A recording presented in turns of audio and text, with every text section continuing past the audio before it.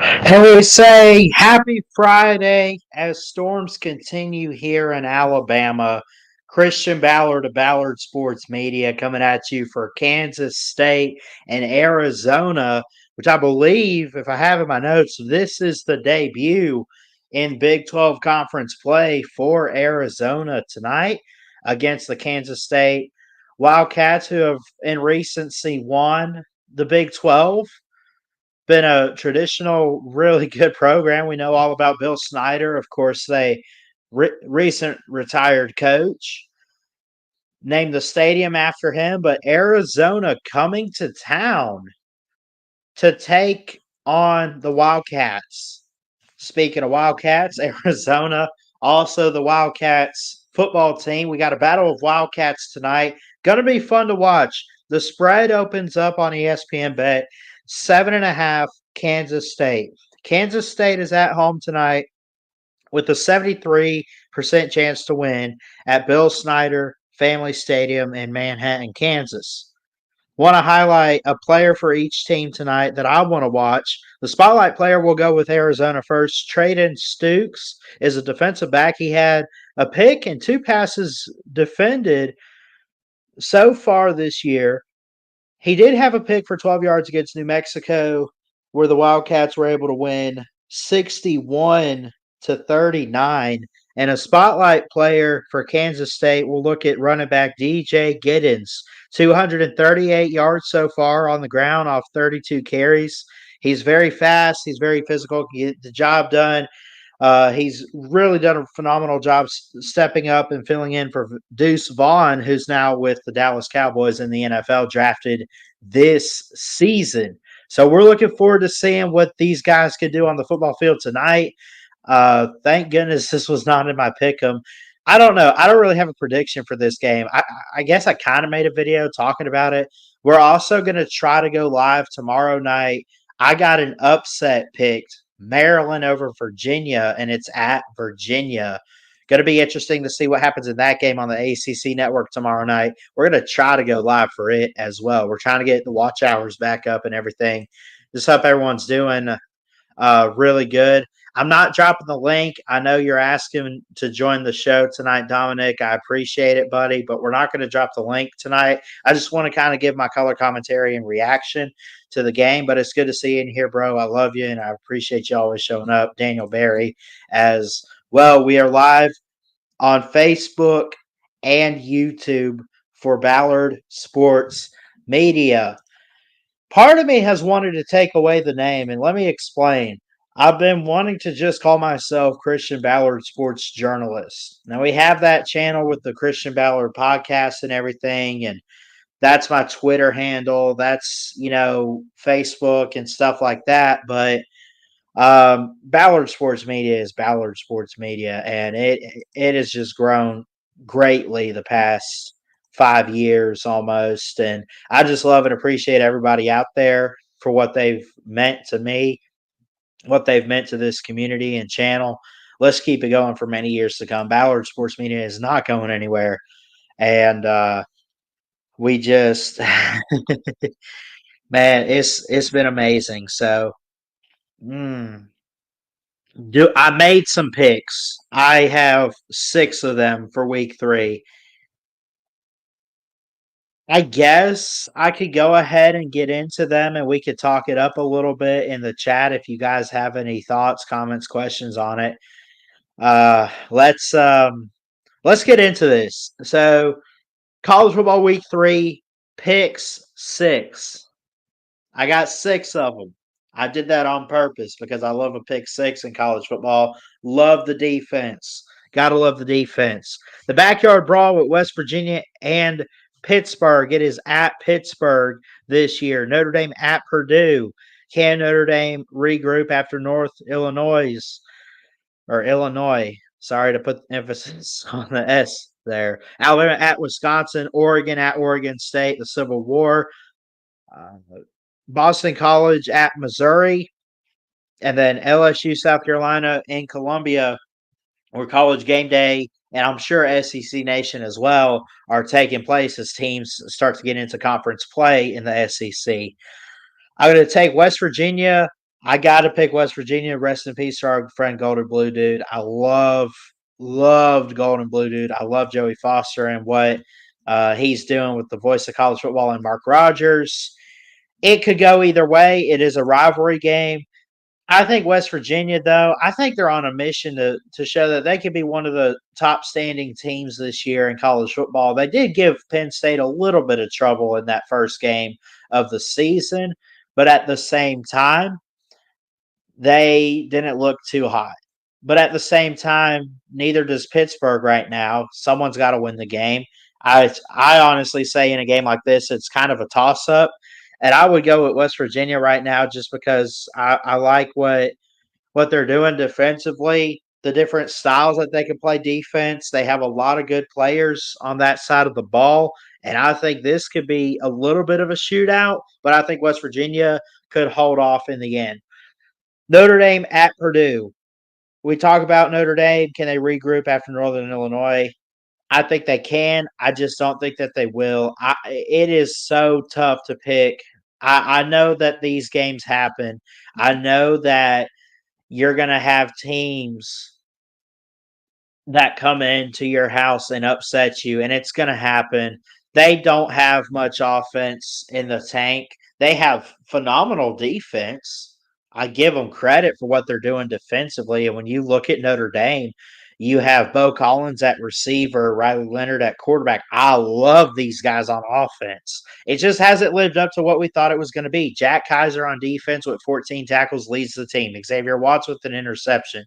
Other guys to watch: Drake Bowen, 11 total tackles. Rod Hurd is a safety. Howard Cross, the third, a defensive lineman with a sack. You also, well, that's the only sack. Christian Gray, Riley Mills. I could go down the list. They have studs. They have recruited greatly in the defensive side of the ball.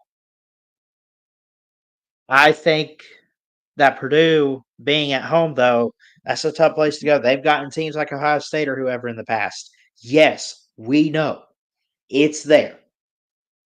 But Notre Dame, I don't think they bounce back. I just don't.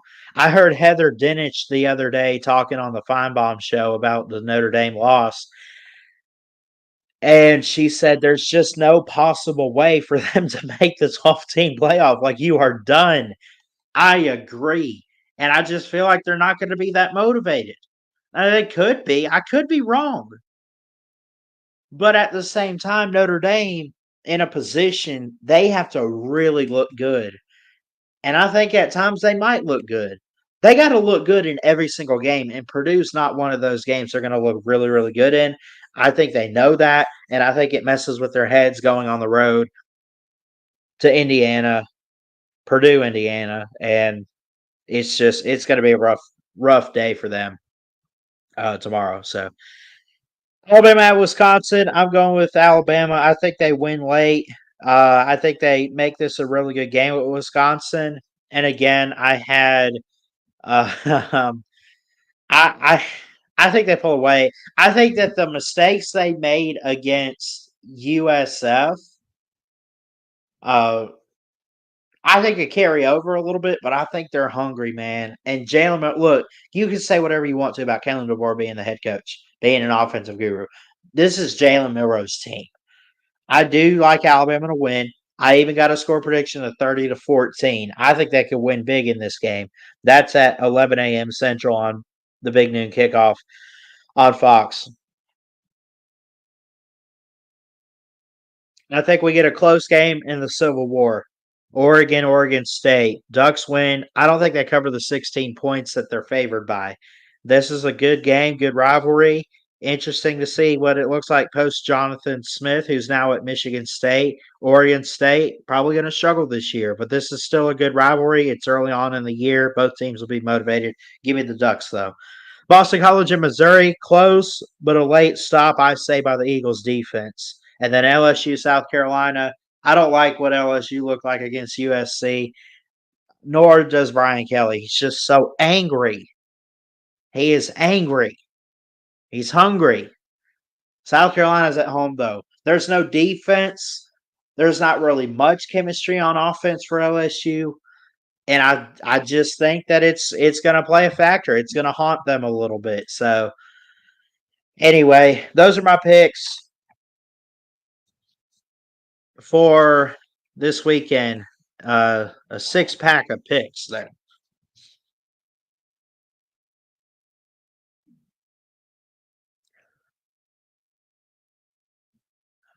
We got 14-3 Kansas over UNLV right now. UNLV looks like they're on offense. Keep an eye on that game. They got tripped. Let's go ahead. We got 5 minutes till it comes on, I guess. But so we'll keep an ear out. I hope. Let me know if you can hear the audio from Hulu. If you can, I'll change it and I'll mute it. But it helps to kind of hear what's going on and everything. I'm just doing color commentary. I'm not a play-by-play guy anymore. I just can't do it. I'm not that great. So anyway, we'll go ahead and throw the scoreboard up. Yeah, we'll take some notes. Look at this game throughout the night. So I mentioned the spotlight players.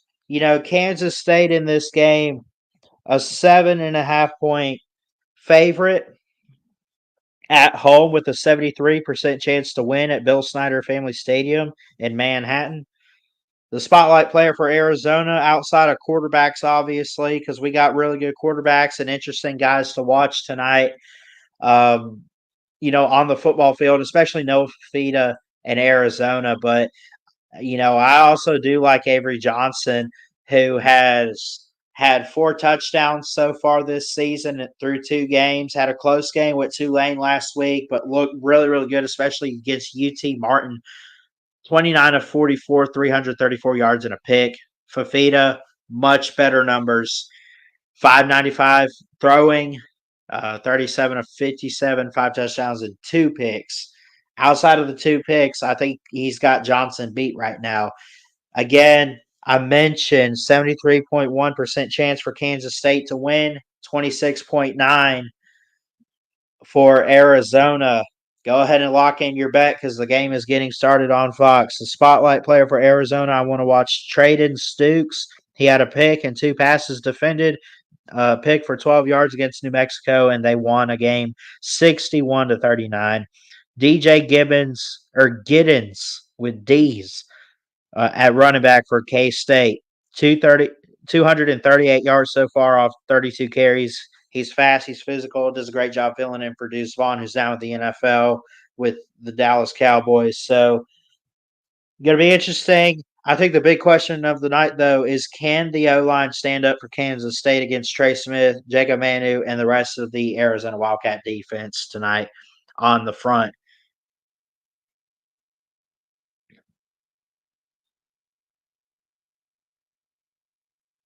So we got storms. It says the game is kicked off, but I think I have to wait a second because they are doing weather updates for us here in Alabama. So I might have to find somewhere else to watch the game other than Hulu here. I don't know. Let me see. Give me 1 second. If y'all want to, if you're watching the game, keep us updated in the chat what's going on, and we'll keep an eye on this here for the play-by-play. They at least updated ESPN that there is 15 minutes on the clock in the first, but no play has been announced yet.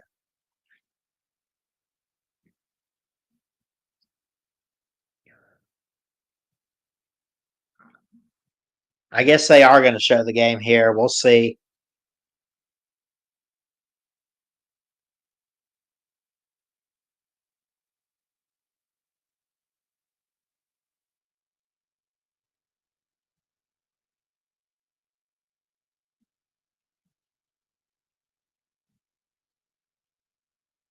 $84 degrees, by the way, at Kansas State. Over under is 61.5. I'd take the under, actually. I could get that 6.5, whatever. They actually just updated it They dropped it down to 6.5. So they still like Kansas State on the line. 60.5 is the over-under. I would say defense in this game, but still good playmaking ability for both teams tonight. Potentially. Potentially.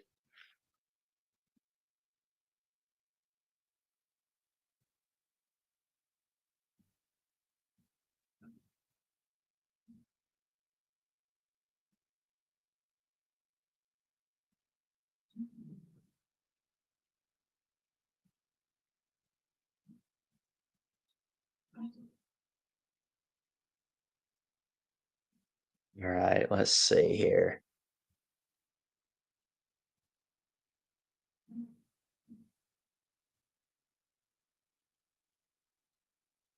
Let's see, is it going to let me watch?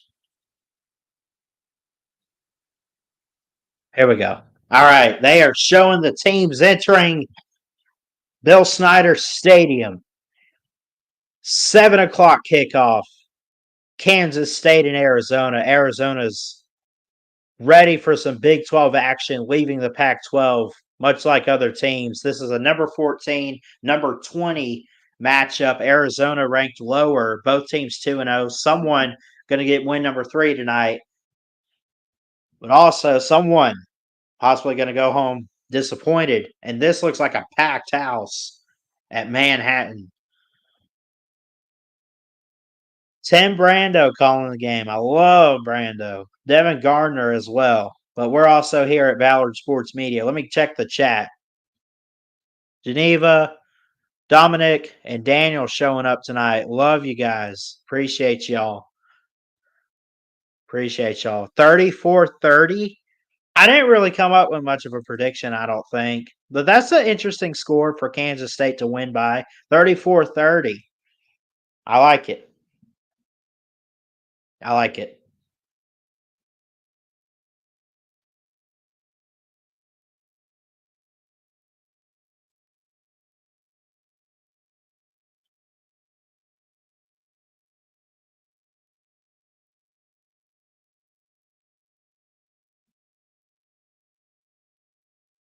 Wally Conley, they're talking about playing tonight. He's a senior, number 7 at running back for Arizona. And of course, you got to highlight Avery Johnson with Tulane last week. 15 of 23, 181 yards, 2 touchdowns, no picks for Avery Johnson.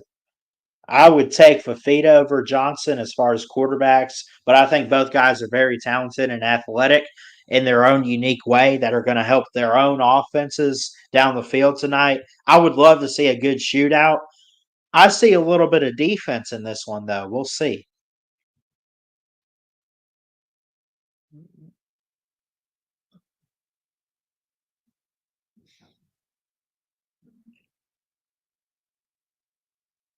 I'm not dropping the link tonight, Dominic. I love you, buddy. I appreciate you. I just kind of want to call it on my own tonight. Maybe I'll drop the link. I'll try to be live for that Maryland Virginia game tomorrow. I know you're a Virginia guy, so if you want to join me for that one, just remind me in the chat that I said you could, and because I might forget that I said it. But if you want to join me tomorrow night, that's fine. We can watch the Virginia game together. But I want to call this one solo.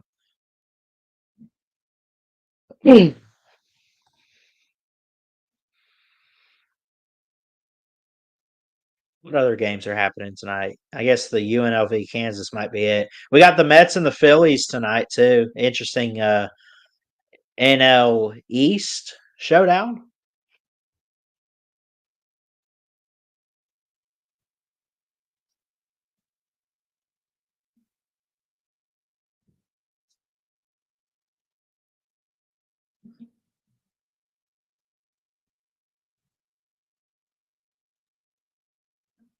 Anyone else live for this game? I'm curious. Goose might. Goose might be live for it. College football call-in show with Rooster tonight. Go check him out. Coach Smoot going live tomorrow. By the way, let me double check the calendar. We are doing a Ultimate College Football live stream October 19th, the third Saturday in October. specifically for the third Saturday in October. But we got a lot of good games that day. I think Georgia and Texas play. I don't think times have been announced yet for really any of the games. But let's check out this lineup real quick on October 19th. Check this out. Give me 1 second. What's up, Nick Saban Jr.? How you doing, man? Come back to Bama, coach. Come back to Bama. Watching the Kansas UNLV game. That could be a trap game for Kansas. My personal opinion, because UNLV doesn't screw around. They don't mess around, man. They'll hit you in the mouth defensively. They'll hit you really fast with play action. That could be tough.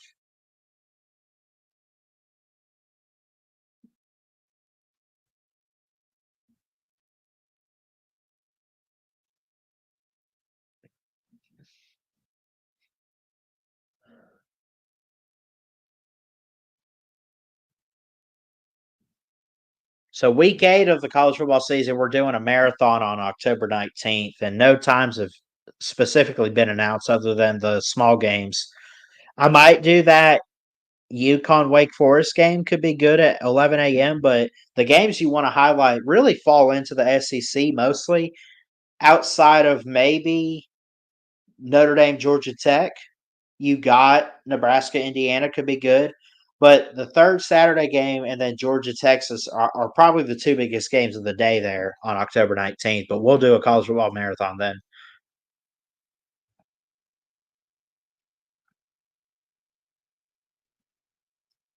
Yeah, Nick Saban, we're doing good, man. It's good to see you, buddy. Love your channel. Y'all, you can, man, y'all go subscribe to this guy. Drop your link if you want to, brother. I don't care. You go for it.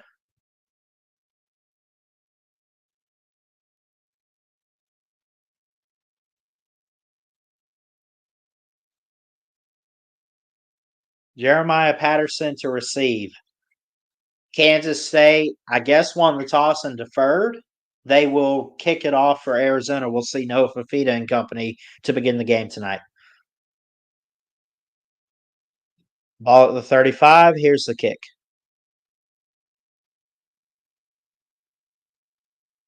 Taken from the end zone by Patterson, and he's still going, and they get him down about 26-yard line.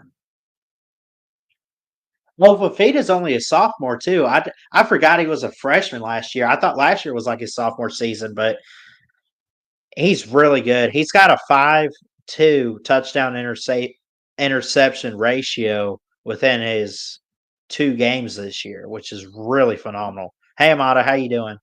Good to see you. All right.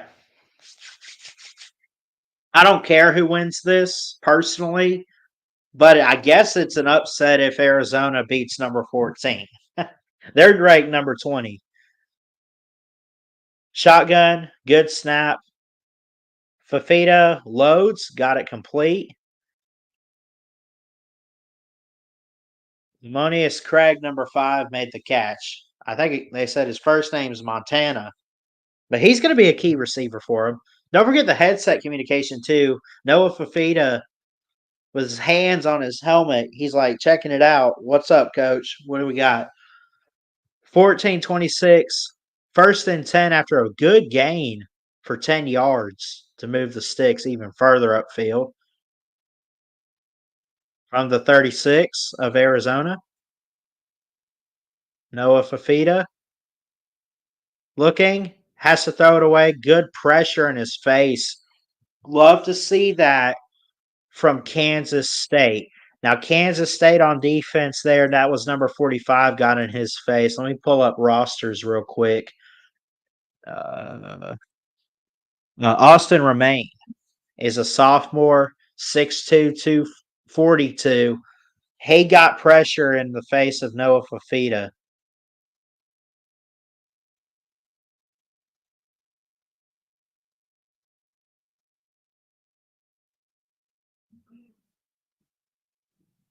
Second and 10, Fafita. Good pass. Caught. Not quite to the first down marker. Probably going to bring up 3rd and 2, actually, if I had to guess, if not 3rd and 3. He was still a few yards shy of that marker.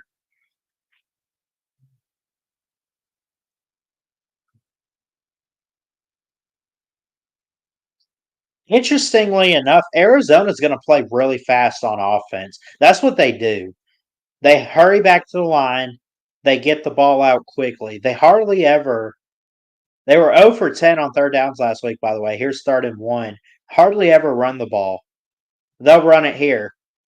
He's going. He does pick up the 1st down and then some, and then finally slung down. That was Conley.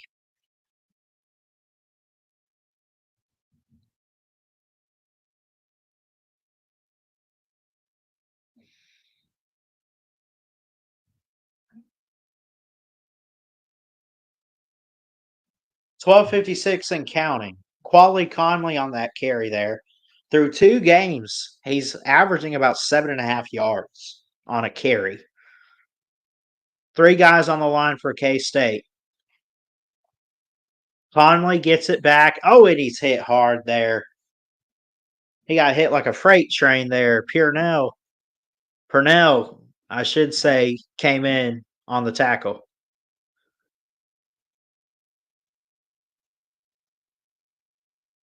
He waited too. That Purnell, he kind of waited.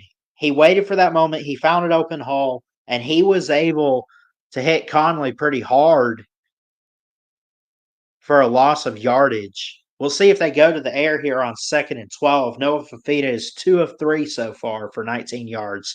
They will go to the air. Dumps it off to the running back, and he'll pick up maybe 4 yards to Luke.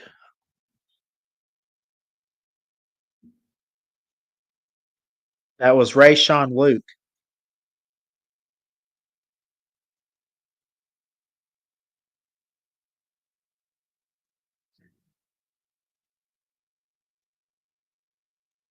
Third and 6. I hope this is a close game tonight. I don't have any bets placed. I don't care who wins. I want a good game tonight. Fafita has to get it away. Oh, whoa!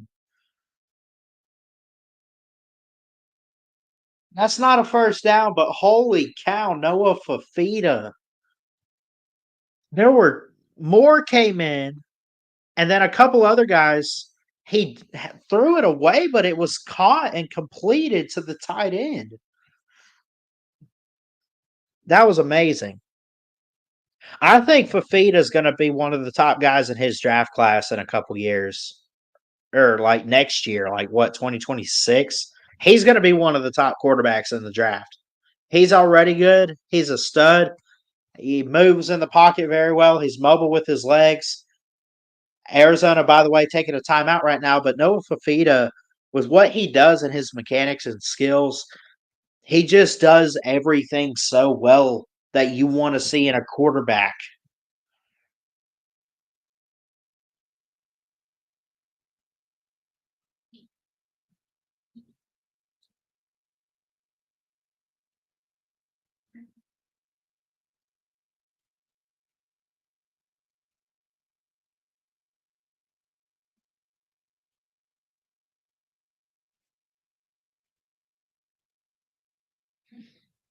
All right, let's see what happens here on this next play.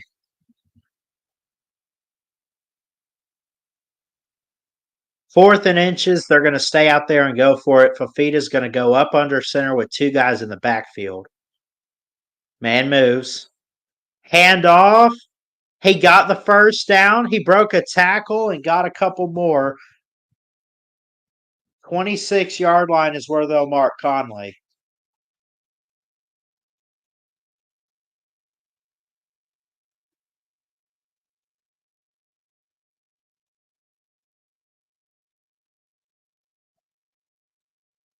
Almost targeting there. I'm surprised that wasn't called by number 21 on Kansas State.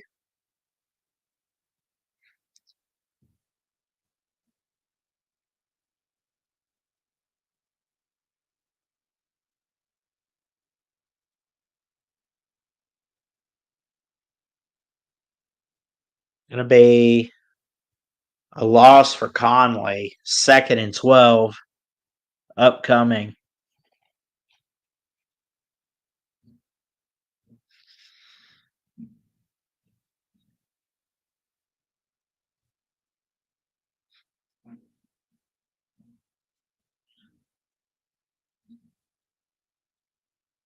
Oh, it's a fumble. We're gonna hurry. They get it off in time. Fafita flips it out. Incomplete. Double team there. That'll bring up. That was Garber in coverage for Kansas State on defense. One of those, assuming he plays either corner or safety, because he came from the back.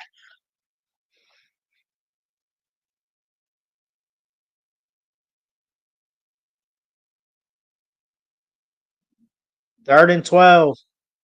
Got to make something here. At least get half the yardage for this offense. They are in field goal range.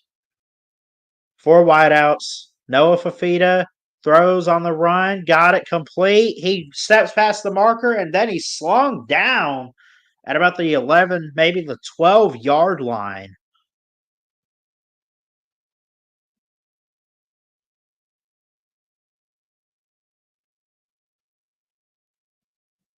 And on that catch was I can't say it. McMillan. Tatarioa. I think it's Tatarioa. Try not to butcher names. I might just stick to McMillan for him. He's their top receiver, too. Handoff going top of the screen, and he's met after a gain of maybe about 3. Actually, give him 5 yards there.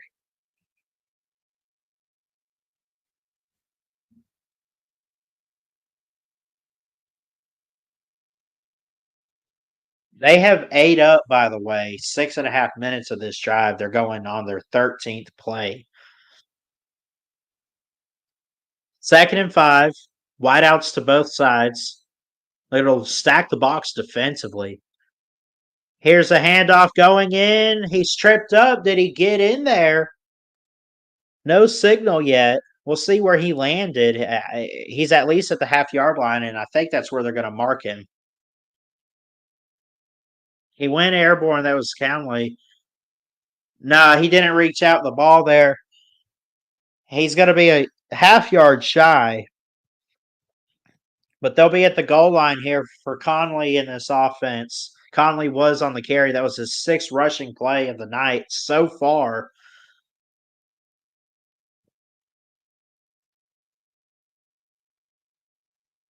Under center, Fafita. Conley going. Conley, he's in there. Touchdown, Wildcats. Let's give it to Arizona.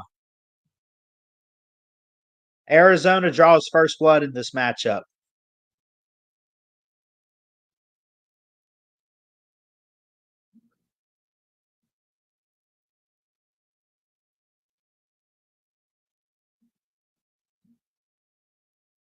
That was good. That was a good drive. They kept the clock rolling. They were able to drive downfield. Conley punches it in for Arizona. The field goal, extra point, up and good.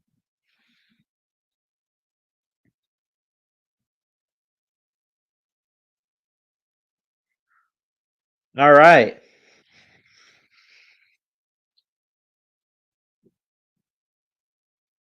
Take some notes here.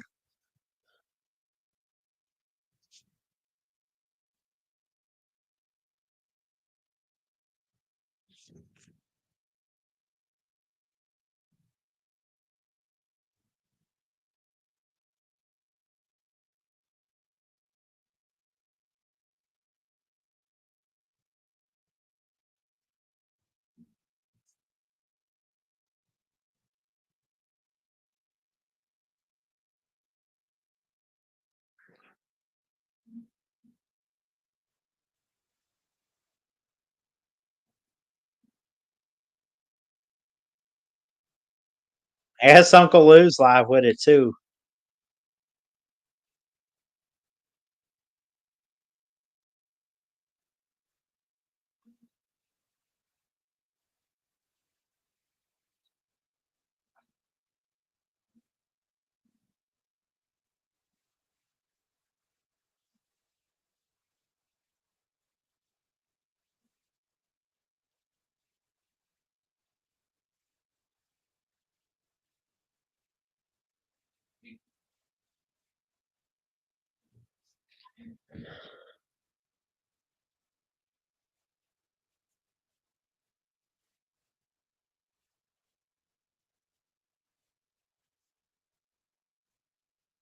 Yeah, 1 second.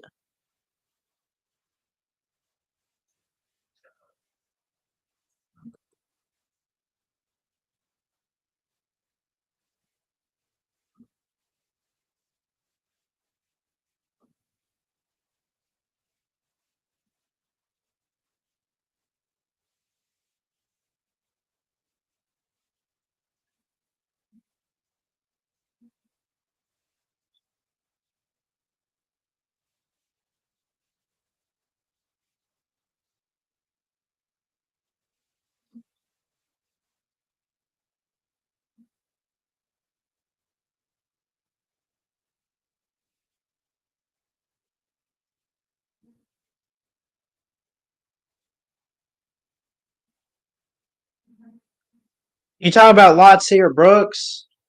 I forgot all about his recruitment. For real, man, I forgot all about him. We're gonna turn the camera off tonight. I don't know why. I have had a long day. I'm tired. I look tired. I'll be here calling the game though. I'm not going anywhere. Here's the kickoff for Arizona to K State.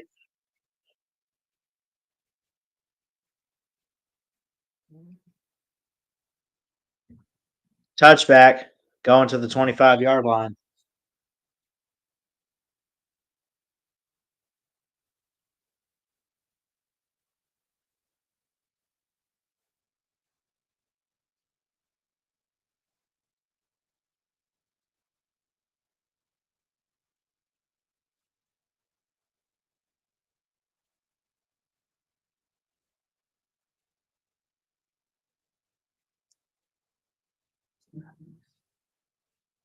All right. Option look. Keeper for the quarterback.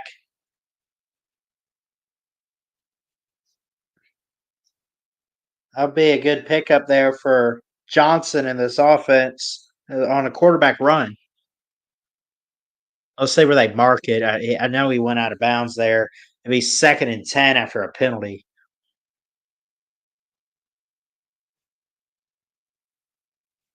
2nd and 7. I'm sorry. He picked up 3. They mix it up on the field. 3rd and 7 after an incompletion. Taita Uiagalelei, Trey Smith on the Arizona defense. There's 3 Uiagaleleis. There's DJ. There's the one that committed to Oregon. I don't even know if he's there. And then there's one for Arizona's defense. Interesting. Must be a big football family there. Here's a throw, and it's complete, but I think he's going to be shy, maybe by a yard. They might go for this, though. Johnson with the catch. He's got 1 of 2 catches tonight. That picks up 6. 4th and a yard. Maybe think Kansas State wants to hand it off here.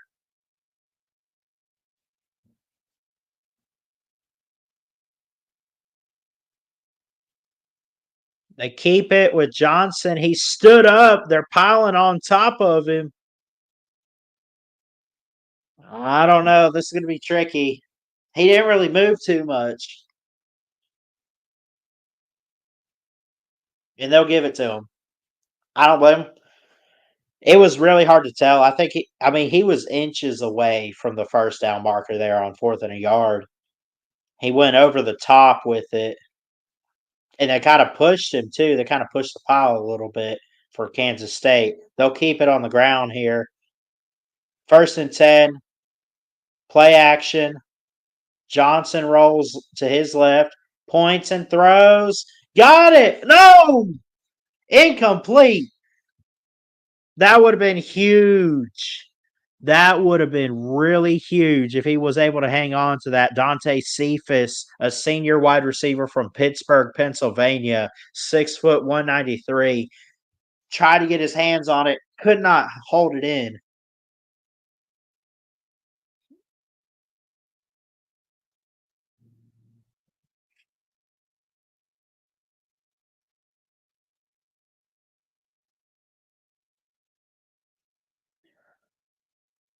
Second and 10. Johnson with the keeper. Looking. Juke the man. Past midfield. Definitely got the first down, and now he's down up near the 44-yard line of Arizona. That's a good play there. Able to make a read. He plays really fast. And that's the thing about Johnson, too. He'll kill you with his legs if you make him and let him. Ball at the 45-yard line now of Arizona. Kansas State with it.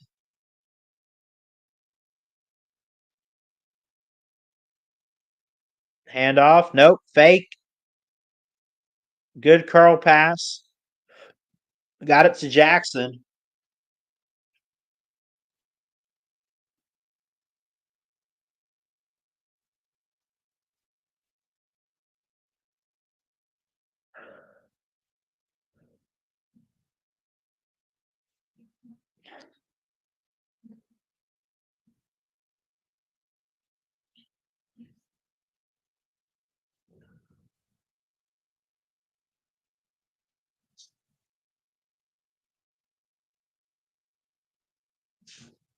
Missed that play. I apologize. I'm writing some notes here.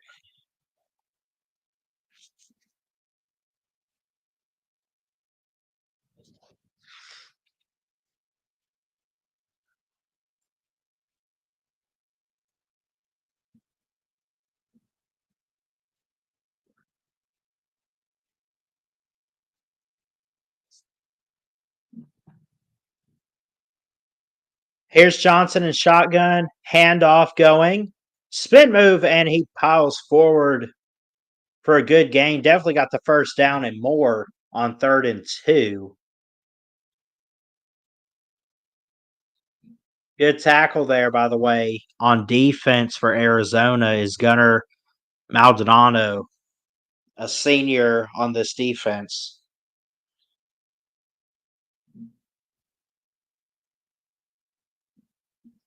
I am with a radio station. Yeah, look, radio's not dead, man. Y'all got to go listen to it. I listen to Bluetooth. I'm guilty of it.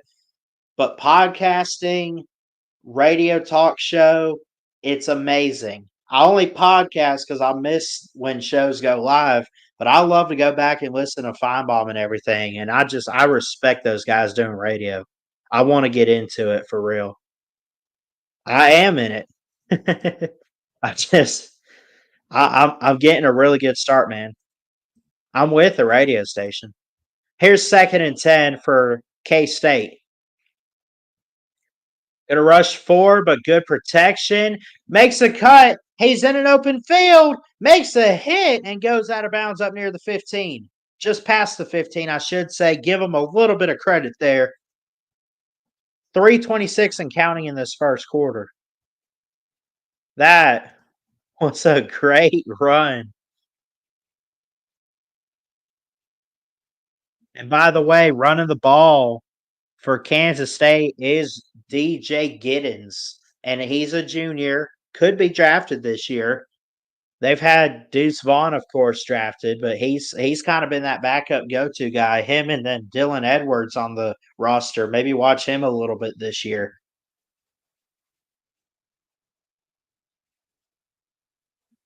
Just inside the 10 is where they will take down Giddens there. He picked up a couple more. 2nd and 2 coming up.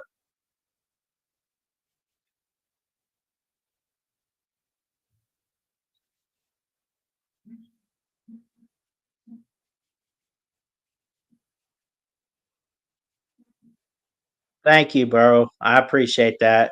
You do well at calling it. Yeah, I think I do at times. I'm not a play-by-play guy. Here's another run. Not really going anywhere there. It'll bring up 3rd and probably 2 more yards still to pick up. No, they will give him 1. 3rd and a yard upcoming for the Wildcats of Kansas State. Both teams, by the way, undefeated. This is at Kansas State. Arizona up now, ranked number 20.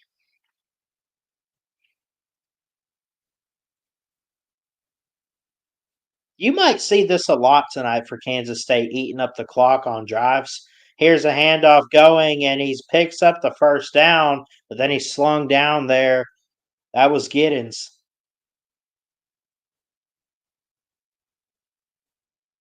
Braden Stoops made the tackle for Arizona. First and goal, though.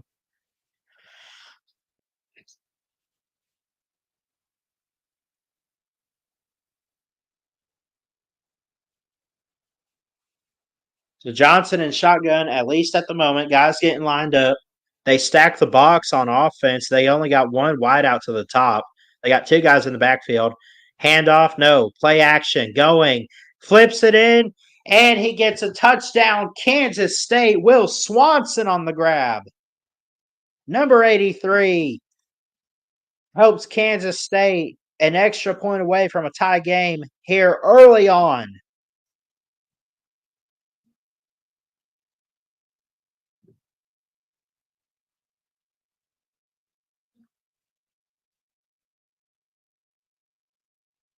That was a good grab, too. He kind of overthrew it a little bit. Johnson did. How about Swanson for getting his hands up, fingertip grab, and going to the end zone? Snap spot, the kick. No good. Oh, no, he did make it. There's no way he made that kick. Okay. They'll give it to him. That kick did not look like it went in. It looked kind of sloppy there for K-State, but you know what? They're going to give it to them. 7-all, 101 left in the first. I couldn't tell on that PAT. I mean, I guess it went in, but it looked like it hooked a little bit outside. It didn't look like a good kick, but they give it to them, and we got a tie ball game, folks. 7 apiece. Kansas State and Arizona going head to head at Bill Snyder Stadium.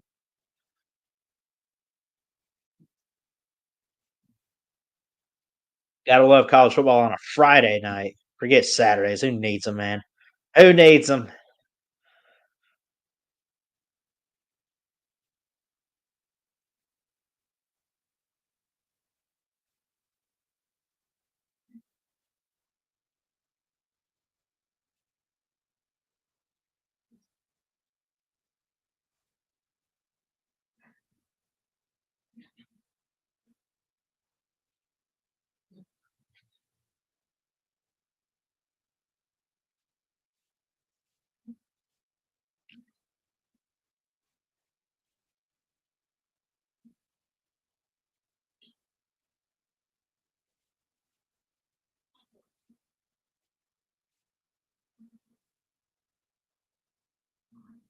Thank you, Amada. I appreciate the kind words. Thank you, Nick Saban Jr. Thanks everyone showing up tonight. We need a bigger crowd, though. It says we got 3 watching, which I love and appreciate that. Come on, y'all share this out, man. Let's grow this. Let's go. Let's go. Trying to get the watch hours up too. Let's see where we're at with that. Um, earn. I guess we're doing okay. We're literally at 1,700. But then again, that's only showing data as of September 8th. They update it once a week. So maybe on the 15th here in a couple days, we'll see. We'll see if it updates.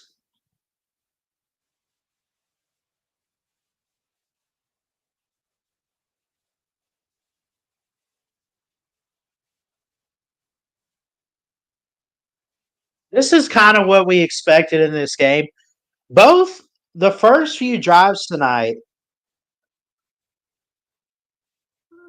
y'all got to see this. Okay, I'm not going to show it. But this is interesting to me. So, let me back this up so I can see this. Um So both teams on their first drives tonight are 2 of 3 on third down, 1 of 1 on fourth down. The only difference, Kansas State has only 2 extra yards at 75. Give 73 yards on their first drive to Arizona. That's incredible. That's an even matchup. And that's what you want to see when it comes to a game like this. Be curious if these Wildcats run the Wildcat formation tonight, by the way.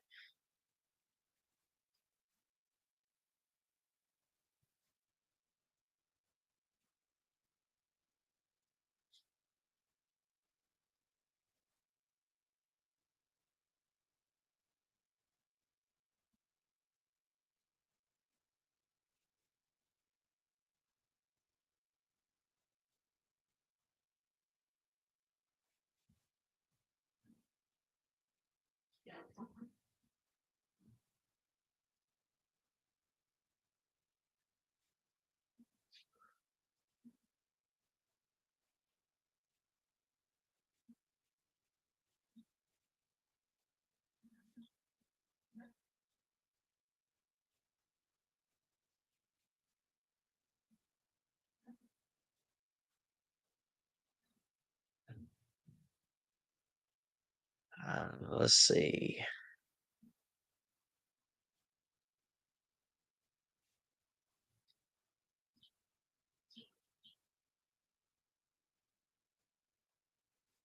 So far tonight, Noah Fafita doing okay, 5 of 7 for 46 yards, but give credit to Conley for his efforts on running the football, 27 yards off 7 carries and a rushing touchdown. 66% chance that Kansas State wins this game as of the moment, and they came in tonight with a 70.6% chance to win.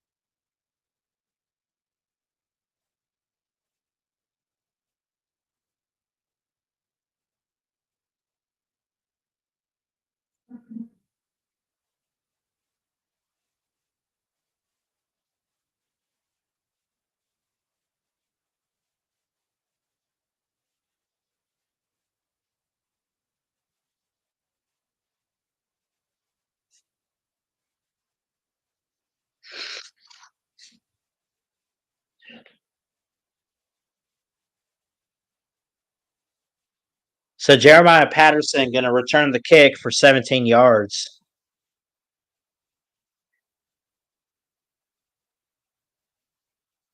First and 10.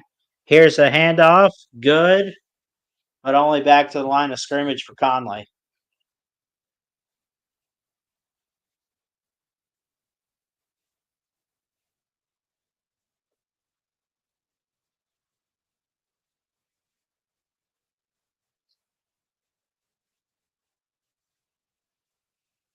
Thirty-one seconds to go in the first.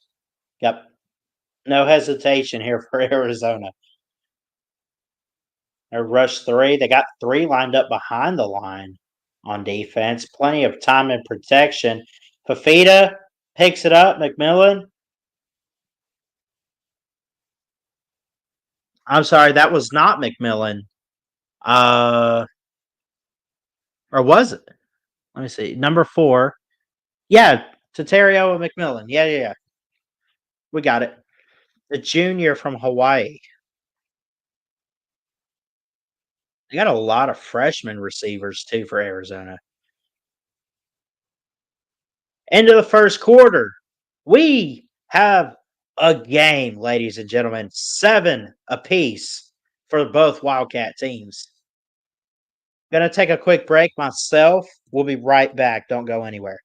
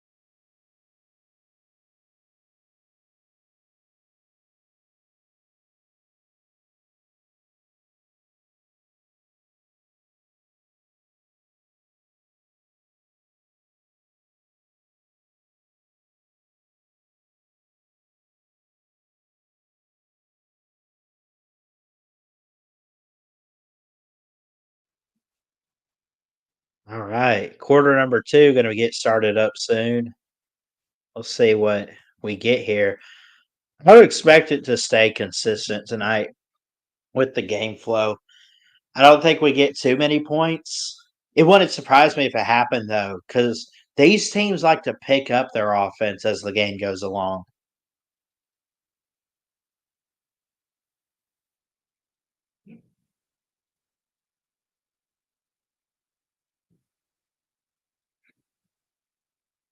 So they are back. Start of the second quarter.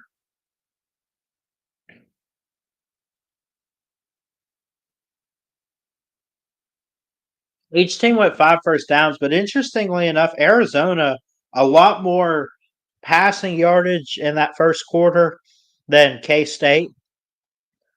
And K State a lot more rushing yards as Noah Fafita going through the air, going deep, incomplete. Could have been picked off there. That was costly. It'll bring up 4th and 4 yards. But yeah, Arizona going to the air a little bit more and a little bit more passing yardage than Kansas State. I say a little bit. It's really a lot. Because they got guys like McMillan. Not that Kansas State doesn't have those receiving weapons, as we are going to see a punt here, but Kansas State loves to run the ball. They've been doing that for years, since Bill Snyder days, of course, his early days even.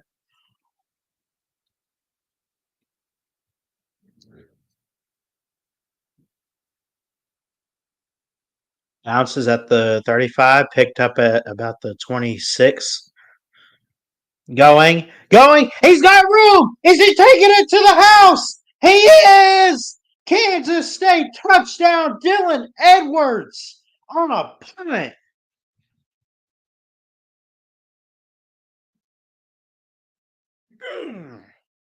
Gotta love special teams, man. Gotta love it. Holy cow. This is going to be awesome. I'm not going anywhere, man. We ain't going nowhere. Let's go. No coverage whatsoever on that by Arizona, but also good coverage blocking. The only guy that could have stopped him was big number 92 for Arizona. And I'll have to look that number up real quick. I'm assuming he's a defensive lineman. Chuba May. Uh, it's written weird, but I'm going to call him Chuba May. He's the only guy that would have stopped that return. And Kansas State with Dylan Edwards goes up 14-7. We're not even 30 seconds into the second quarter.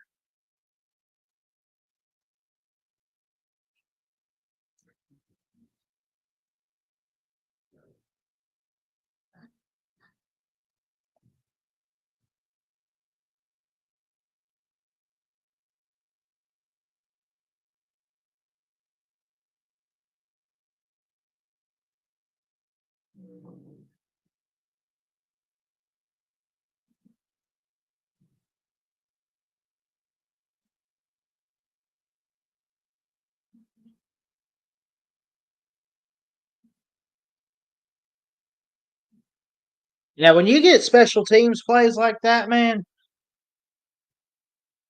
it just gets you so fired up. I know they want to look at, well, Arizona didn't cover.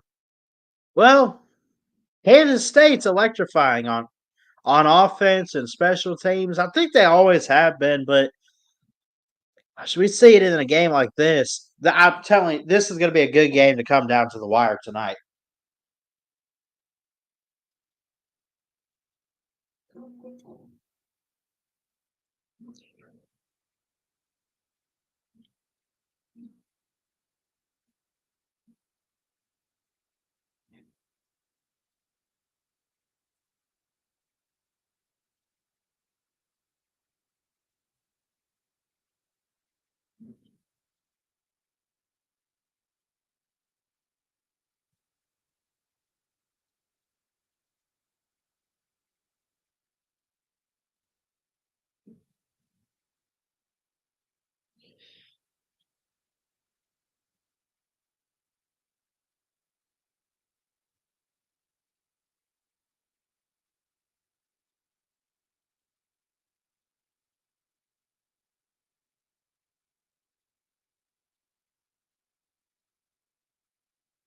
Trying to see something.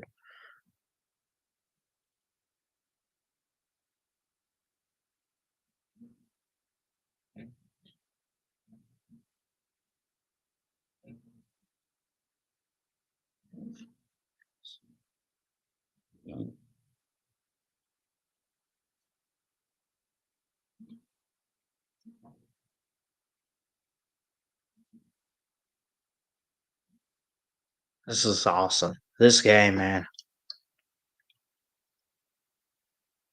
Arizona State, by the way, first 3-0 start I saw since 2018. I saw they won last night. I was going to go live for a little bit of it. That was a great game, man. And they beat some interesting teams. Wyoming, Mississippi State, Texas State. They got to go to Texas Tech next week on Saturday. And they're off, and they get Kansas and Utah. Rival in Arizona, though, trailing here. 1st and 10 upcoming, though, for Noah Fafita. Ball on the 25.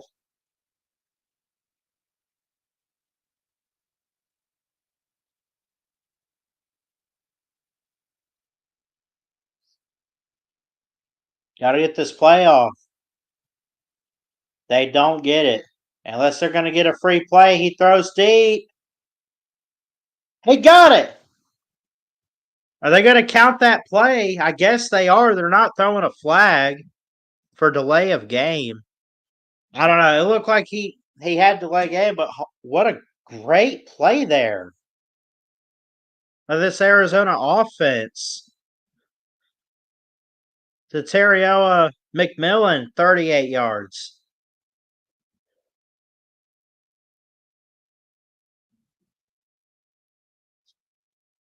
(14-7), 1st and 10 Arizona. They are down. Still plenty of time to work with here in this second quarter. Fafita throws incomplete and out of bounds, but a flag down.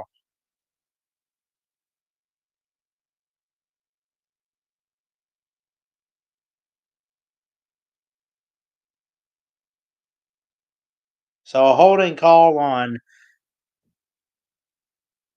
number 71 of Arizona on the offensive line.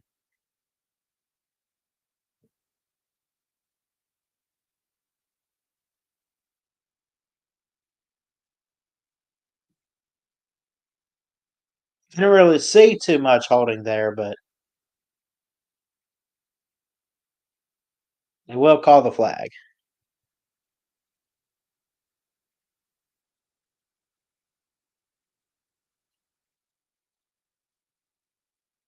Five on the play clock. Got to hurry. Empty backfield for Fafita. Throws over the middle. Good catch. Broke some tackles and is still on his feet and finally tripped up at about the 35.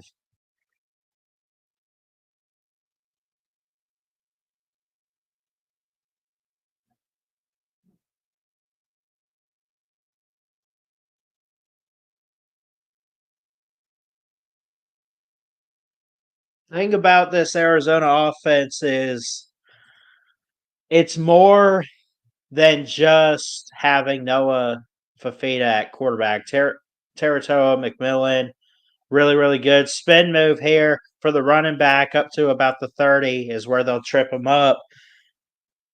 And that's Quali Conley. Again, another guy that we could talk about tonight. Him, Rex Haynes, Devin Hyatt, Jordan McCord, Terrell McMillan. I could go down the list of different wide receivers that they have. Malachi Riley. I mean, it's depth. But obviously, McMillan, that go-to wide receiver for him. 8 of 11 for Noah Fafita here, 101 yards. Here's the play, going deep, play action in the end zone, picked off. Not going to take a knee, going to take it out, got blockers, and finally up out of bounds near the 25-yard line. First pick of the night for Noah Fafita in this Arizona offense. How about that play there?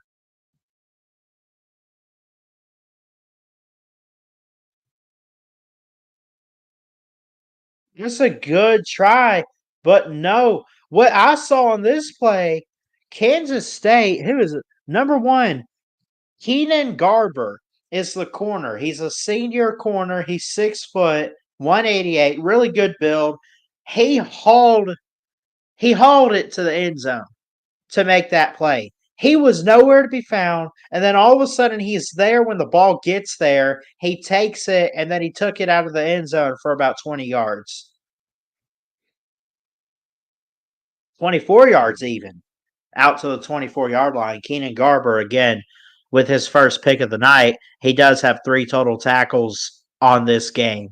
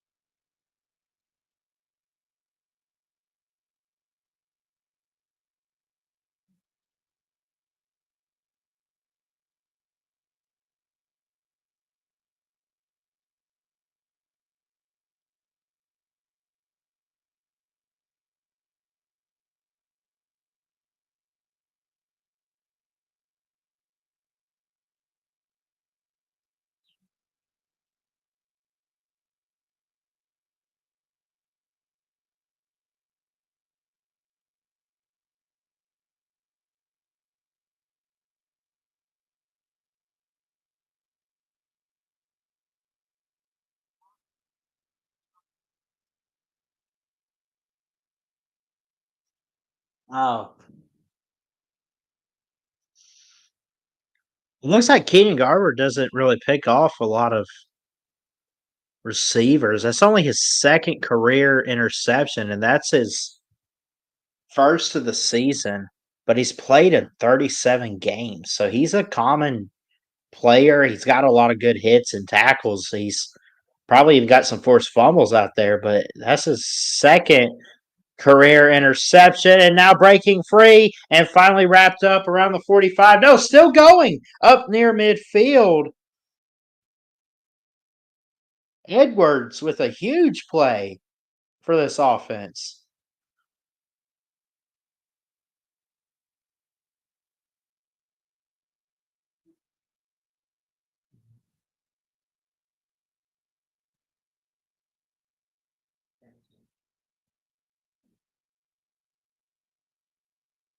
Handoff, nope. Play action fake, going and nowhere near a wide receiver. Almost thought Johnson was throwing it out of bounds there. He's shaking his head, just trying to figure out, hey, what happened on that play, guys?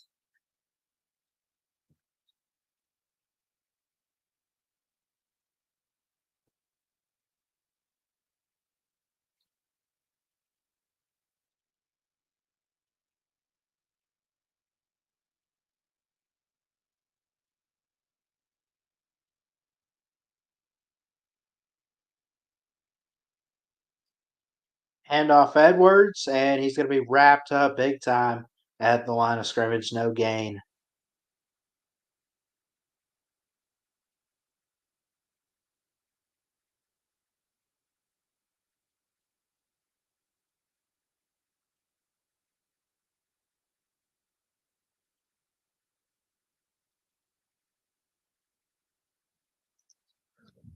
By the way, Johnson, he's done a really good job filling in.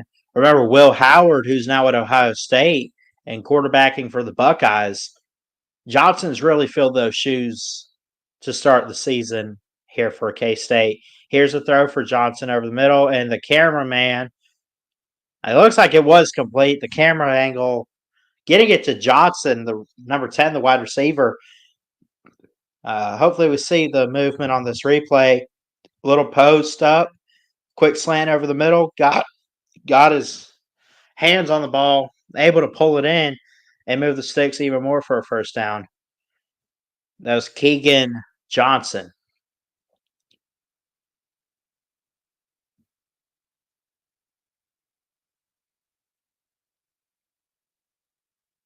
Avery Johnson gets it out, complete.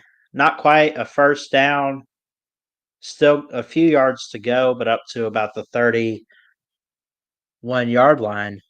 Jace Brown with the catch there from Fort Walton Beach, Florida. He's a sophomore wide receiver.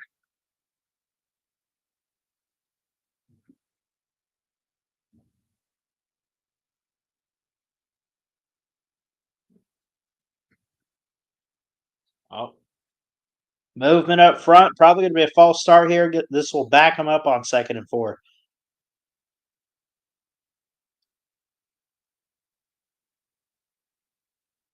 Braden Lofton, number 87, moved on the line for Kansas State.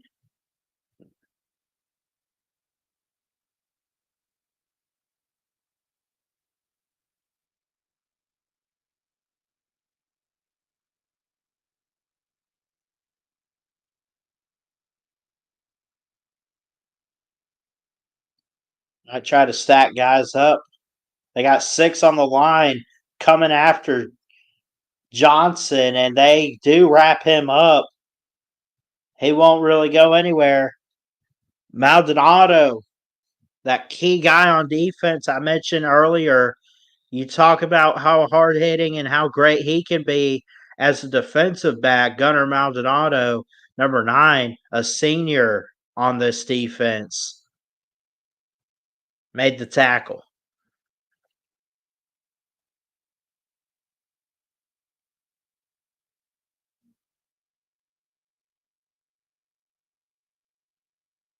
Giddens going. Giddens pushed the guy and then pushed out of bounds up to the 30. 4th down for Kansas State.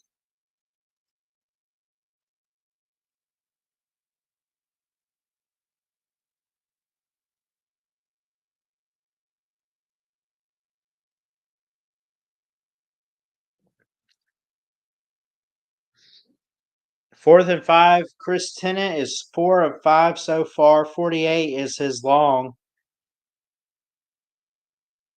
Here's a field goal attempt. How far is this? 48 yards. Snap, spot. The kick is up. No good. Just curved, but still just shy and outside the uprights. It was a good effort on that kick, though. It looked ugly from the start, but then it hooked, and then it just looked like maybe he would have made it. But not quite. It's a 7-point game still. Kansas State in front.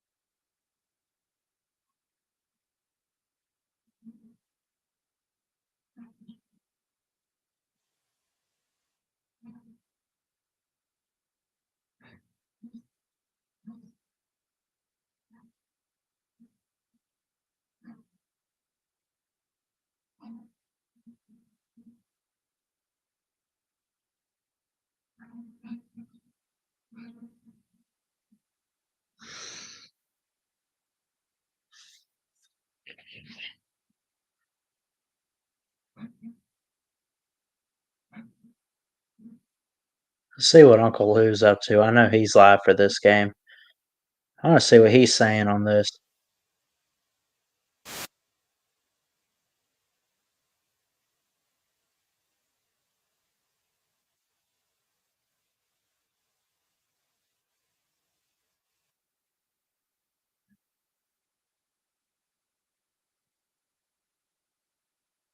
I'm gonna have to watch all of his stream back because I'm sure he's got some stuff to say.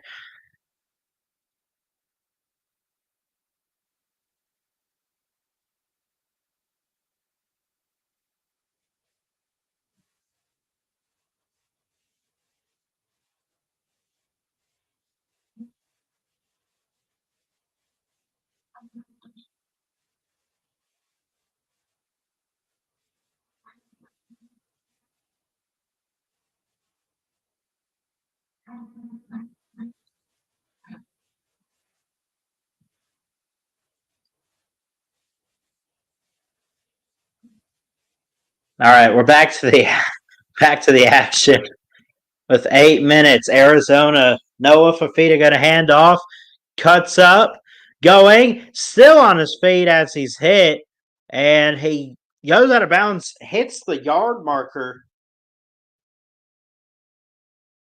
Let's see, they'll actually call him out 2 yards shy, Conley.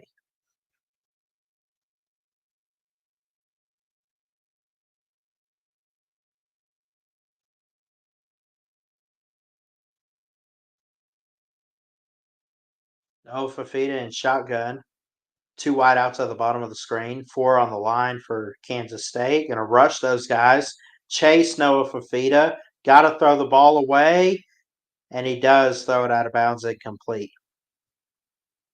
Good idea to throw that ball away there if you're Noah Fafita. He definitely can't lose yards on that 2nd and 2 because the way they were chasing him, he would have been backed up 2nd and 30 something. I mean, he was backed up 30 yards there. So good, smart move to throw that out of bounds there.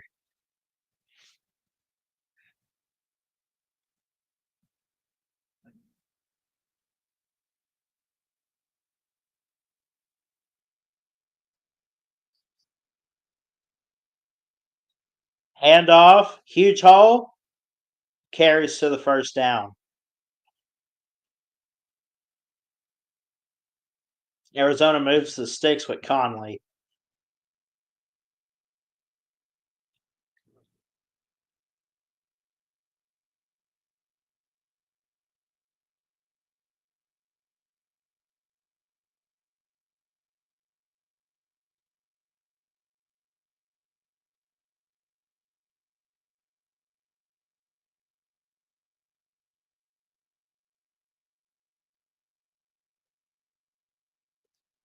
There's a flag.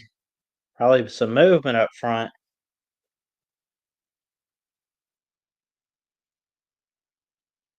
False start on Arizona offensive line there. 84 Olsen, I guess, had some early movement for the Wildcats versus Arizona. Both teams Wildcats tonight. Sam Olsen was actually he's a tight end. I apologize. Did call him a lineman, but Sam Olsen, tight end number 84, was lined up, but he moved.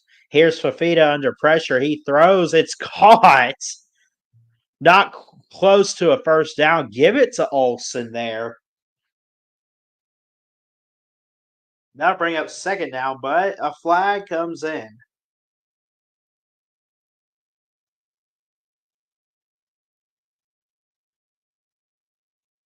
Illegal formation.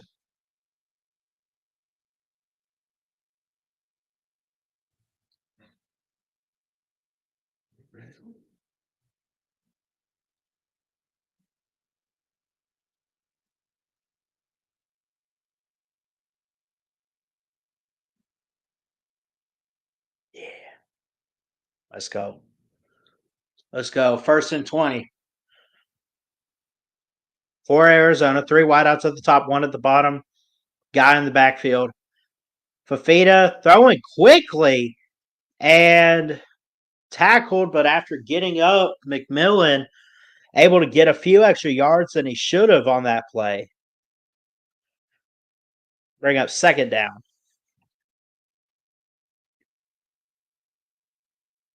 He had to jump up to catch that ball, too.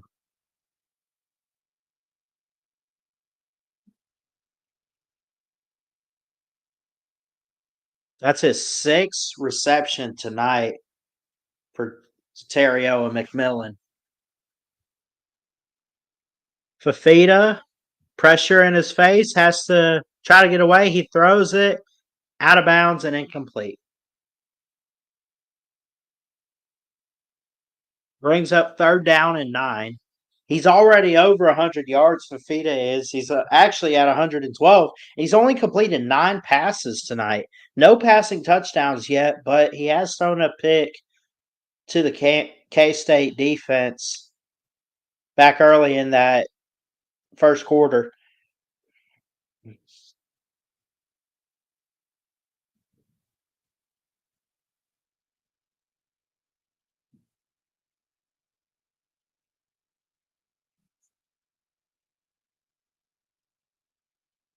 Throwing complete and out of bounds. Who was that? Let me see. Number 5 is Montana Lamonius Craig. Interesting name there. It's a cool name. I like it.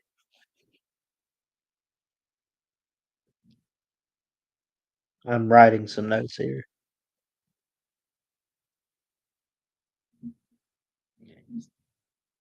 On the ground, there is a flag, big hole. Let's see what that does after Conley's carry. Holding on the offensive line. That's Mo Jr. on the offensive line. Wendell Mo Jr., number 72 for Arizona.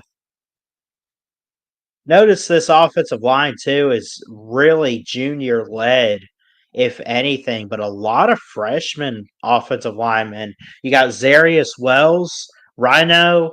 Rhino is one guy's name. That's amazing. Let me try to pronounce this. Tapa A Taute. I think I butchered it. That's a freshman. Jonah Rodriguez, freshman. Elijah Payne, freshman. Matthew Ladeau, freshman. Speaking of, Noah Fafita taking off on 1st and 20. He slides down at the 50. There is a flag in the play, though. But yeah, I'm noticing, looking at this roster for Arizona, they are freshman led on the offensive line. What? What? Half of your face is missing half of the time. Okay. Okay. I'll turn the camera off. Well, that's much better right there. I don't know. I'll turn the camera off. They got the audio, though, Me? of me. It's not me right now.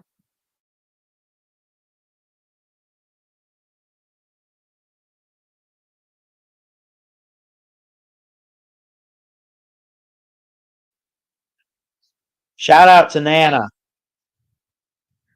Now I just missed a play. I don't know. I'm gonna keep the camera off. I am sitting up though. I don't know. Green screen, lighting, it just I don't know why it's messing with me tonight, but we'll keep the camera off. You guys got the audio. 2nd and 24 now. How did we get here? How did we possibly get to 2nd and 24?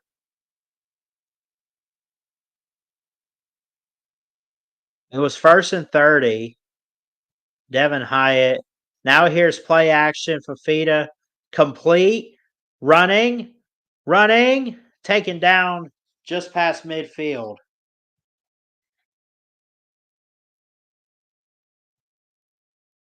It looked good on your side? Yeah, I mean,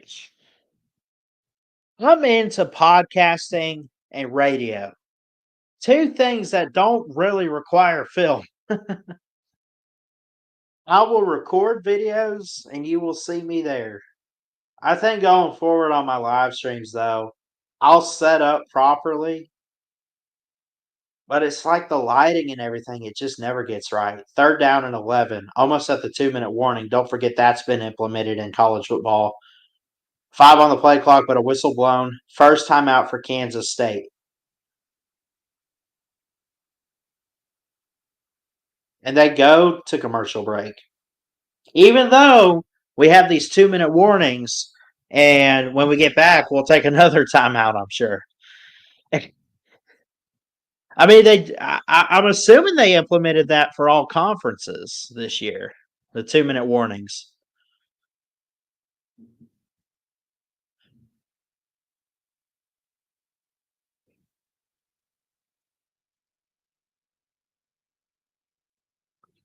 Oh,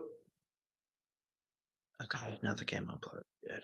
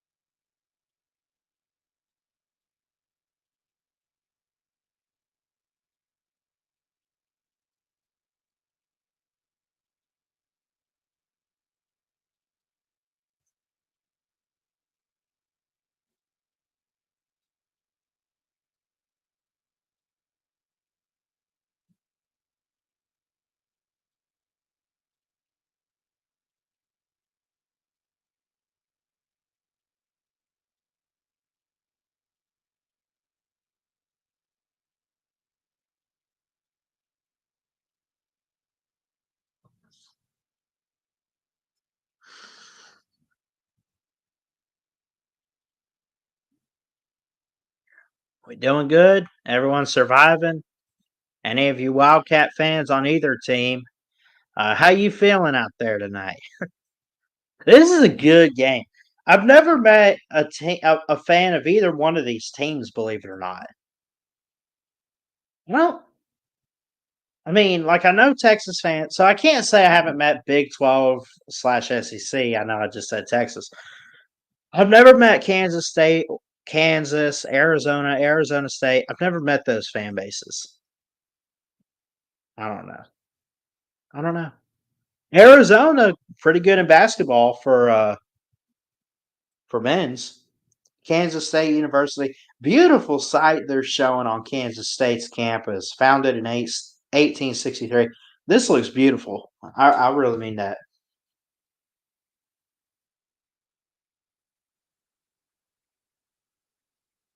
3rd and 11, 2:21 to go in the first half. 14-7 is our score. Kansas State favored at home and ranked higher, and they are up in this game. Fafita, pressure in his face, gets it away, caught, and tiptoed out of bounds. That was Lamenius Craig. Was he in? I don't think he pushed off. Can you do that? I wish I could show that. He scooted out of bounds. He literally hopped back in to make the catch. They won't count it though. It's 4th and 11, and they will punt. I guess you can't do that.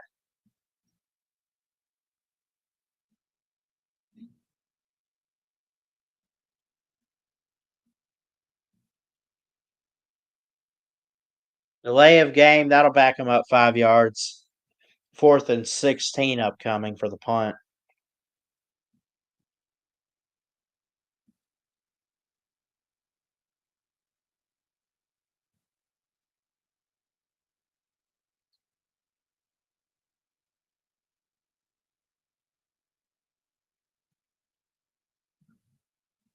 And speaking of penalties, let's see what kind of trouble we've been into tonight.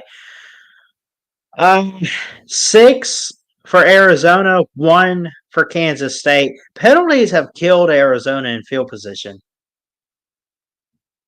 Penalties have killed Arizona.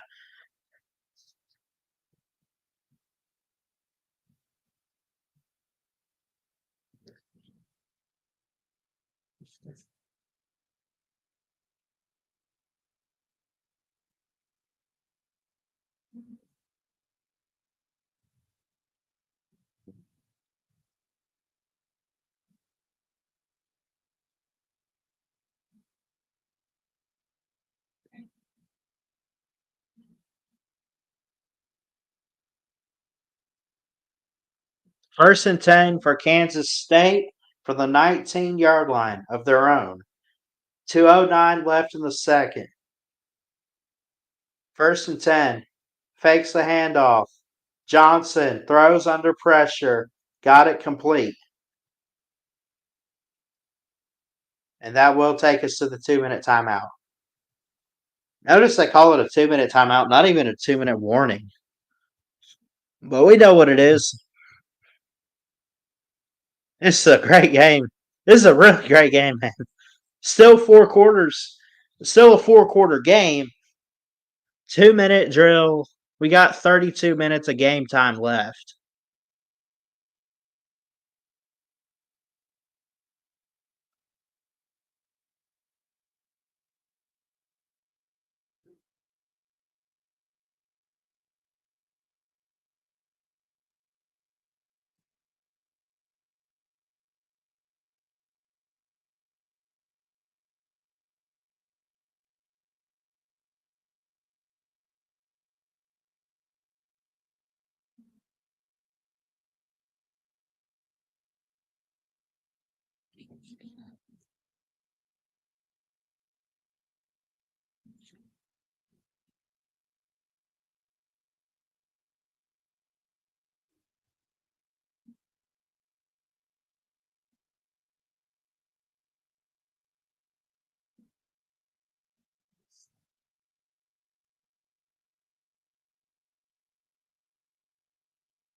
All right.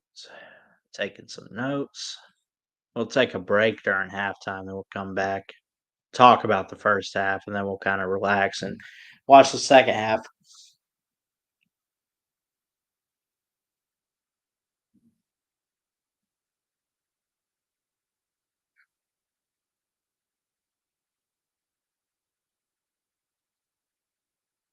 I am surprised there's not more offense in this game. I underestimated both defenses.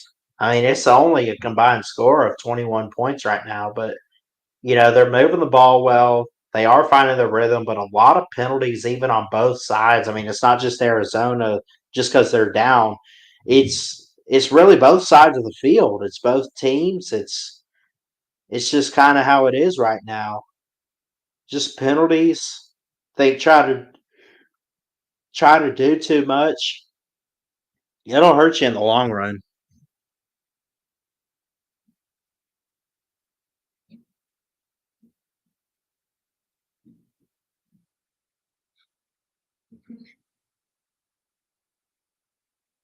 And don't forget, tomorrow night we got Maryland and Virginia going live for it at 6:50 Central.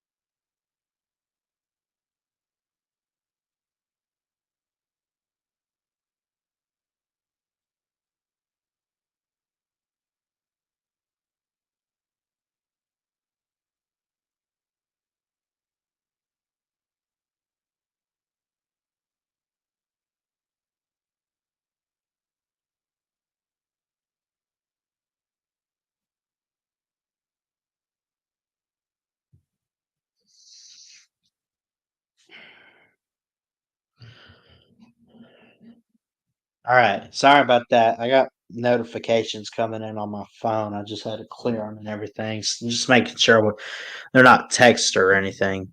But 2nd and 1 is what we got here. I must have missed a big play.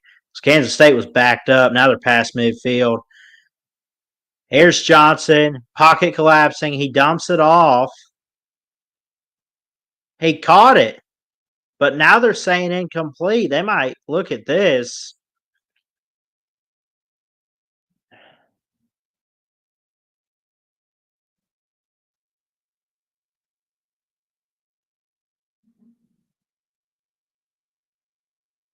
It was on his knees.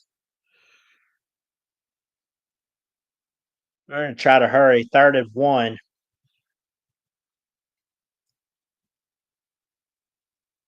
Three-man rush for Arizona, dropping everybody back. There's Johnson, picks up the first, and then some past the 40.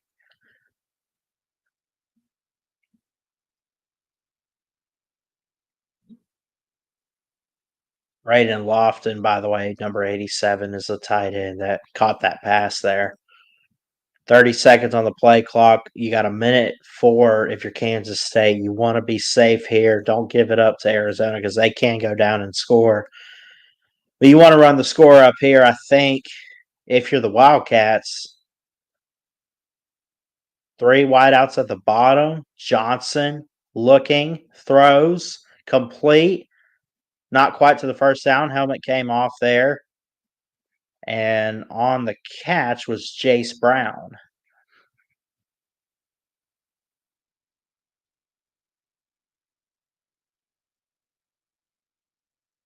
I don't have a graphic or anything for this.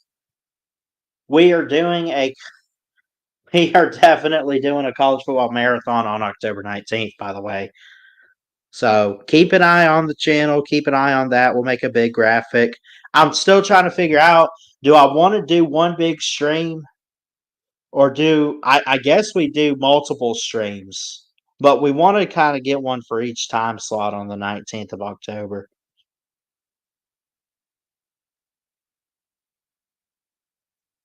We're still waiting on time slots for that day, but you got like Georgia, Texas, Bama, Tennessee, the third Saturday game, of course. Auburn, Mizzou, Virginia, Clemson, TCU, Utah. Pending the time slots for these games, we should have good ones, but I hope it's not all SEC. I mean, if it ends up being that way, we'll deal with it. Just know I'm not like SEC homer or bias. I mean, I love the SEC, but I love college football as a whole. As we have 46 seconds, no, 46 seconds is 10-second runoff there. 2nd and 4, clock rolling. Johnson hands it off. Flags come in. They do get the first down, of course, with DJ Giddens.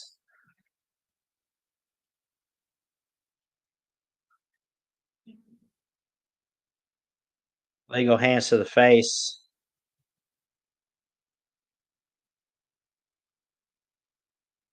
On Arizona, Jacob Manu, the linebacker, got illegal hands to the face there and a face mask.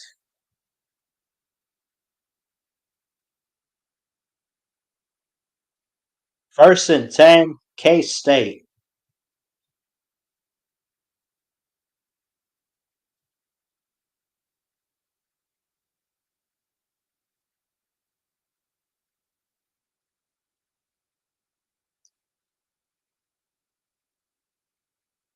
Might want to try standing up I'll try it Sunday. I think for that marathon, I can't sit in a chair all day.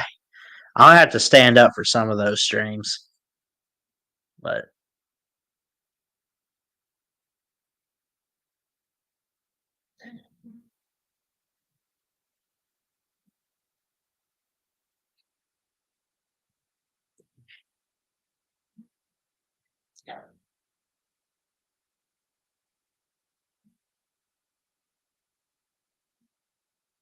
be interesting to see what Brent Bennon wants to do. Brent Bennon, when you look at him in his first season replacing Jed Fish, it's cool seeing what he's been able to do these first couple weeks of football. I think there's a lot of hype around him. He's now in the Big 12. He played as a wide receiver for a year with UCLA. He was at San Jose State. He's 0-3 in bowls, 36-48 overall, though, but he has won 2 Mountain West championships, or 2 regular season titles, and then a championship back in the COVID year. And he was coach of the year that year. So I don't know, other than the sustained success, because I think what held him back was those first 3 years at San Jose State, and then, of course, 2021. But you look at the COVID year, you look at the last 2 years for Brent Bennon, it's been very interesting that Arizona wanted to go get him to replace Jedd Fisch, who's at Washington. And he's going to be corralled, not going anywhere for Johnson. That'll bring up third down. Kansas State still has a timeout. Arizona with 2. Uyunglele on the tackle. 3rd and 15. 11 seconds. Johnson can't take another sack. Has to get rid of it.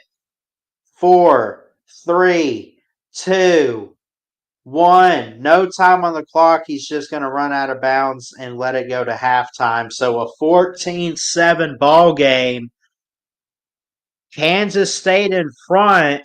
Arizona celebrating that it's at the half. Johnson pretty upset about that. He did run out of bounds. Those actually have to take a look at this clock here. 1 second, and then it hit 0 when he was still in bounds. Did not get out of bounds in time. He was trying to run out with maybe a second to go to possibly kick a field goal. But it is K-State. 14-7 is your score. A battle of the Wildcats. It's a 1-possession game, folks. I'm Christian Ballard with Ballard Sports Media. Love you guys. We'll keep it rolling here. We'll be back for the second half real soon. Stay tuned.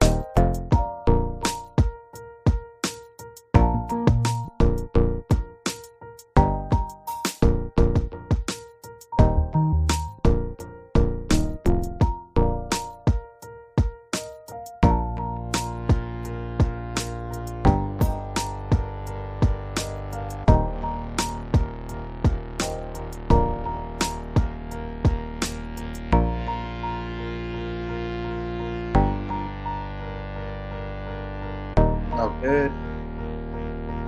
How we doing? We're still at halftime, it looks like.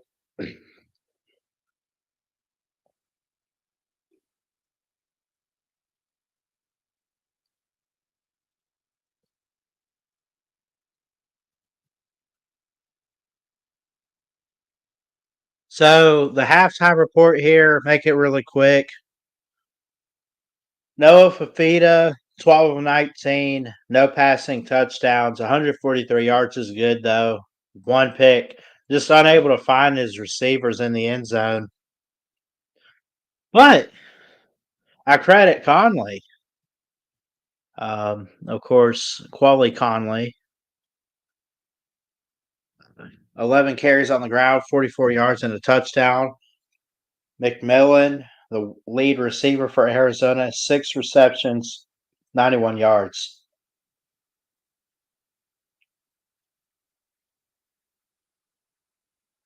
Now you look at Avery Johnson.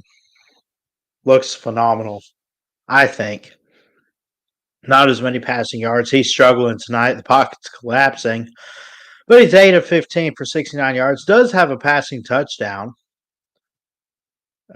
Their lead receiver tonight for Kansas State is Keegan Johnson with 2 receptions for 22 yards.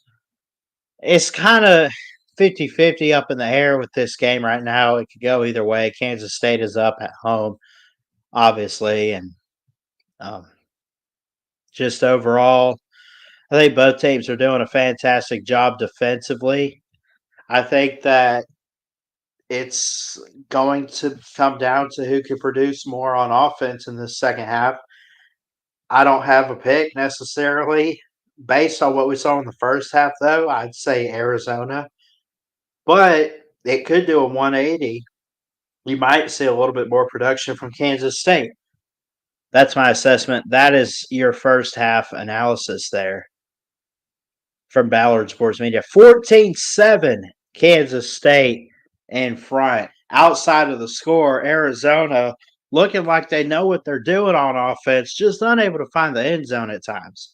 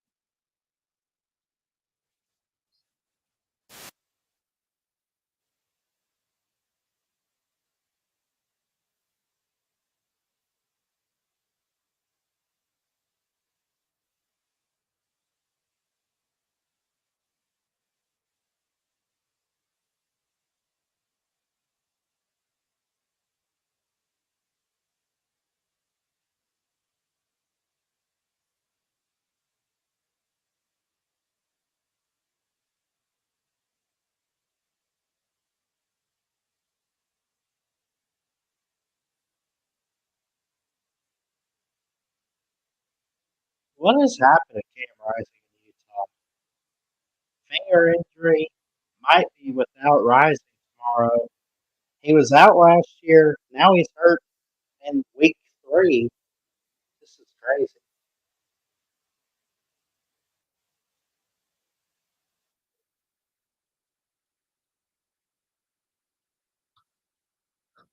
I hope Rising gets better for Utah. I really do. He's a good player. Nothing but respect, man.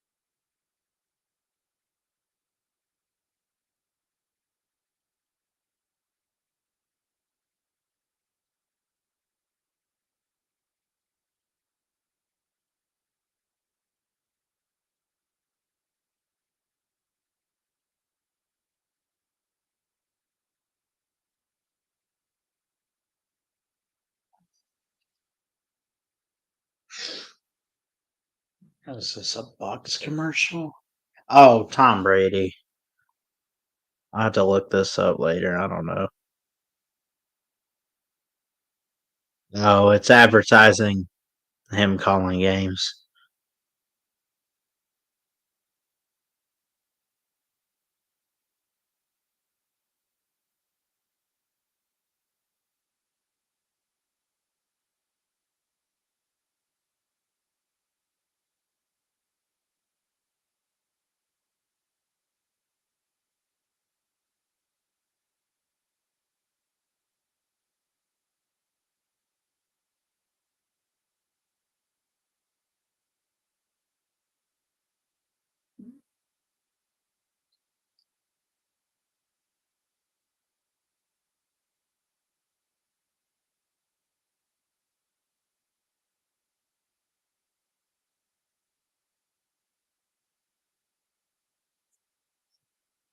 Responsibility, and that is to declare the beauty of Jesus and the gospel to the generation.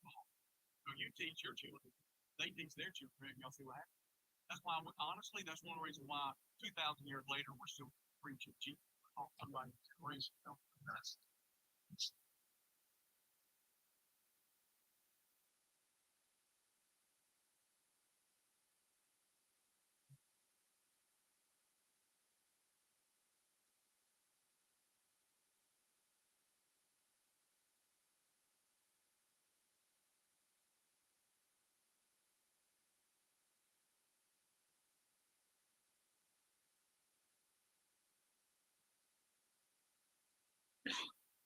What's this Kansas game like? Let me see. Did they win? Oh my god. They're keeping it close with UNLV. It's 20-16 Kansas in the fourth. They could easily lose this.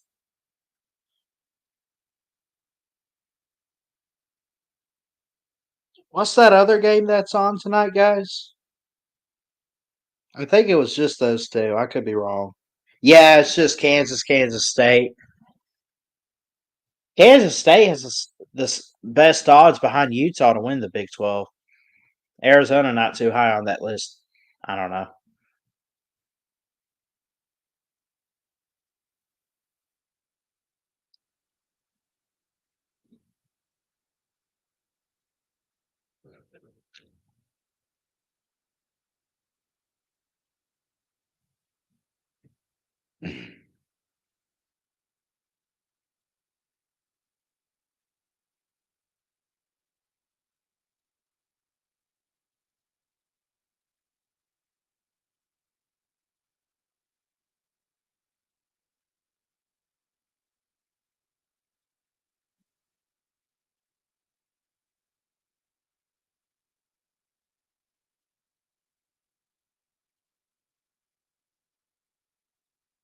See what Uncle Lou's saying. How would you rate your manager?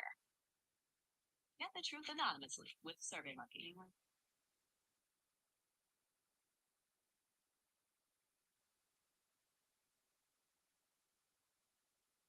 We're waiting on the new Squid Games movies or series to come out too.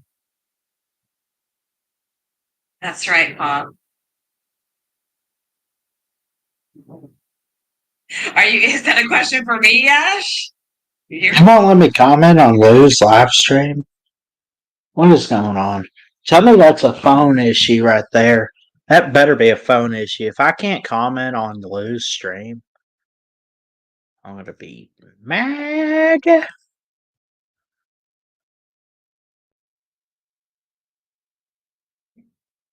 I might just be perturbed if I can't comment on Lou's live stream. What is happening? It won't let me comment. Let me see. Computer, what?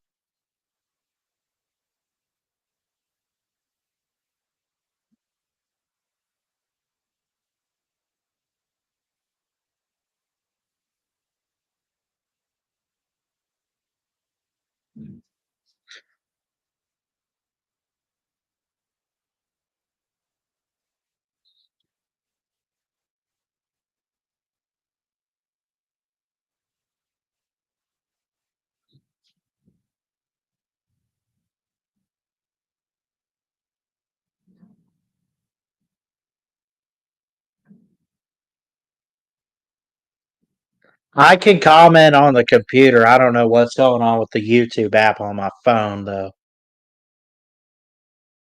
I don't know. I don't know.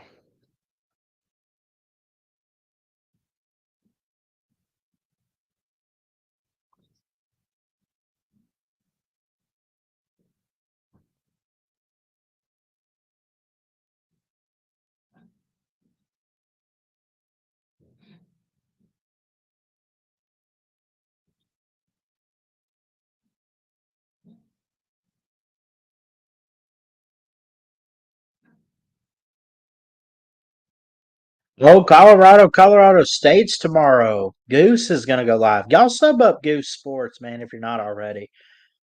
Check him out. Let me refresh this. Still at halftime of this game, too, by the way. Y'all go check out Goose Sports, man. If you're not watching him, I don't know what you're doing. He's awesome. He's awesome.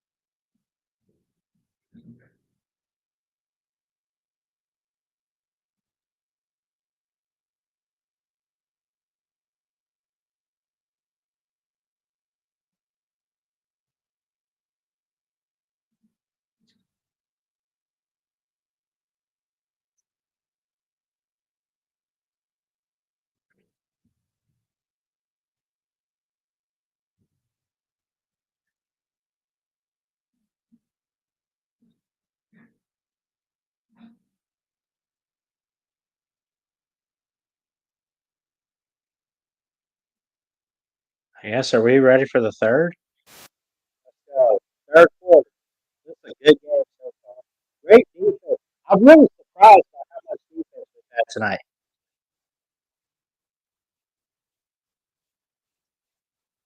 Really surprised by the defense. We'll turn the camera on for the second half. I don't care. I'm just kind of sitting here. Nothing special to look at.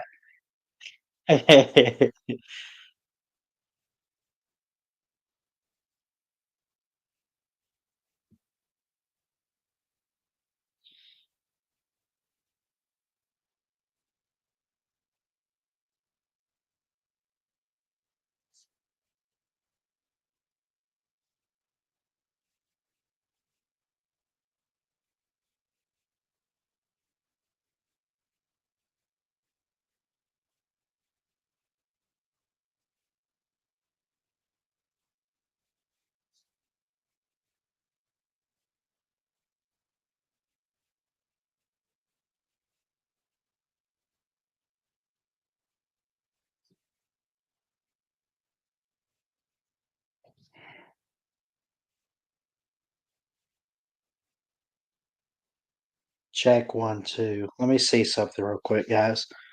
Let me check something.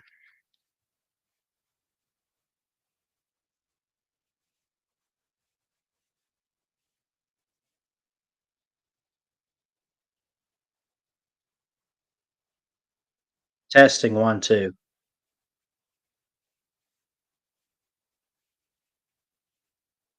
Testing 1, 2. All right, cool. So I can listen in on their broadcast. Y'all don't hear it. I'm just making sure I don't want to get copyrighted for like college football on Fox. I love hearing commentators, so it was a touchback from the 25. K-State with the ball and the lead.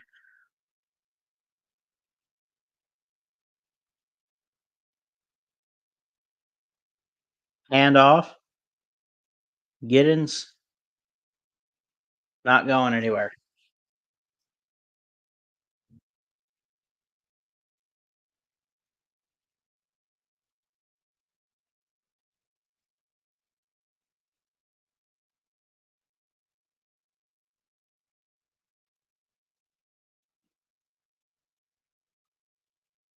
Second and 9 here. Avery Johnson and shotgun man to the left. Good play. Oh, he swarmed. Going down. Going down.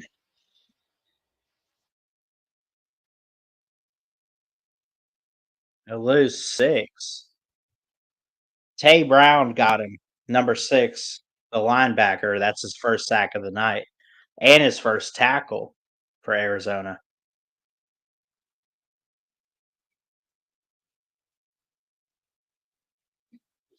Oh, let me do this. 3rd and 15. Incompletion.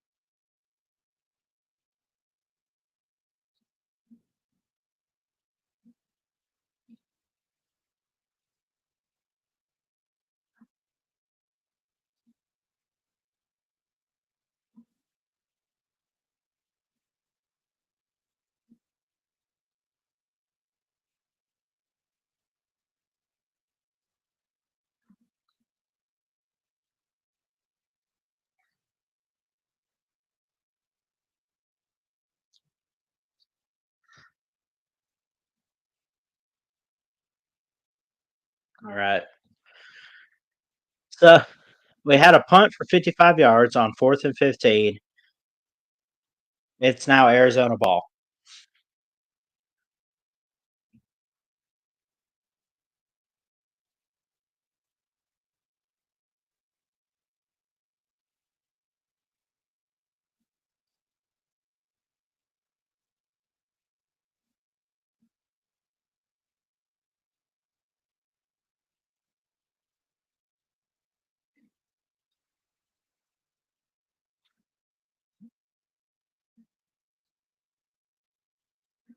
All right. So, here we go. Hulu acted a little weird on my end. And but we got a 2nd and 8. 13-10 to go, 3rd quarter. Shotgun formation for Fafita. Good protection. Back to throw on 2nd and 8. Dumps it off. Ollie Connolly with it.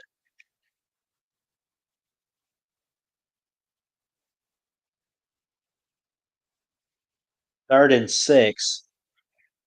Upcoming.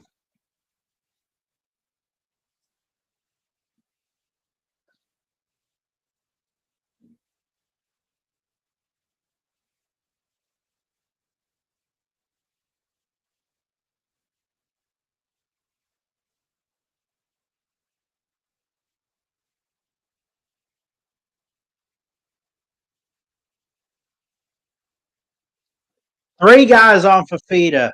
He has to throw away. Good pressure.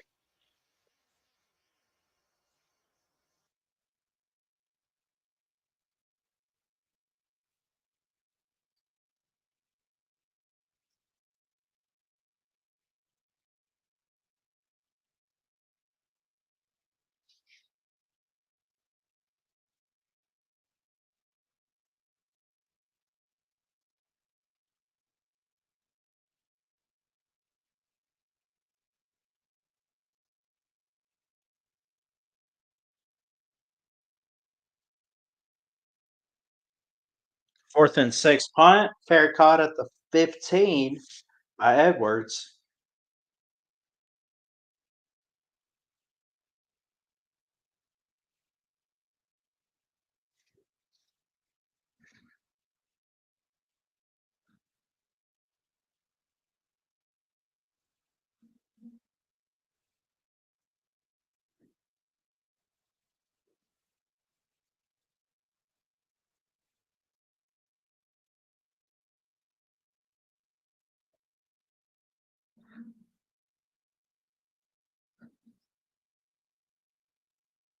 So when you look at some of the stats so far for this game, One turnover for Arizona. I would say the Wildcats, but again, this is a battle of Wildcats, so they're both Wildcats.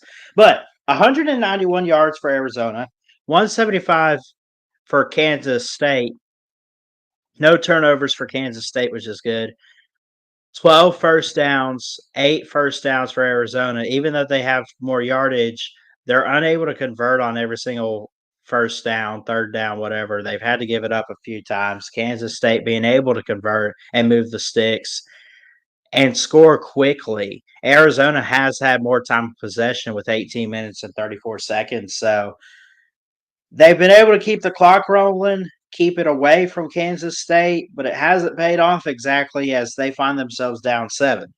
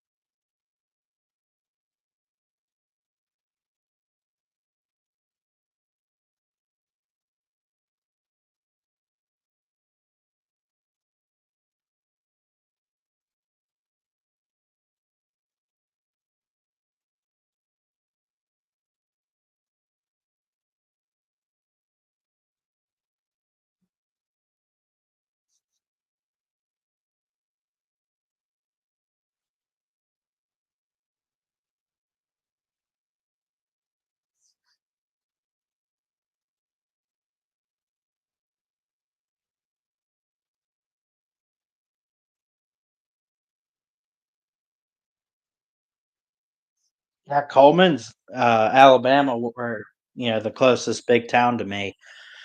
We've gotten a lot of rain today, and I'm seeing photos of flooding in some areas. Crazy. 12:07, 1st and 10 as we get back to the action.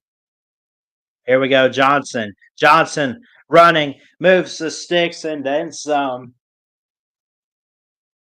First down and some change there, up near the 30.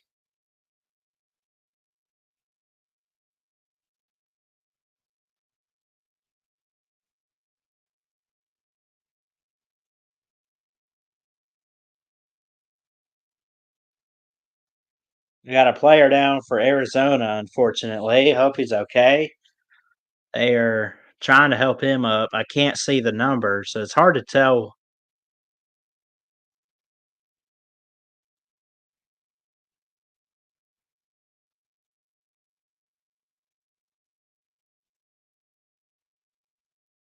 Stooks, number 2. He's walking.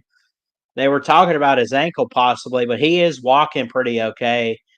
But when you look at him for a defensive back, is Traden Stooks, 6'2", 198 from Litchfield Park. He's a senior, so he's one of the leaders of this defense for the past few years. Hand off, good, up to the 30.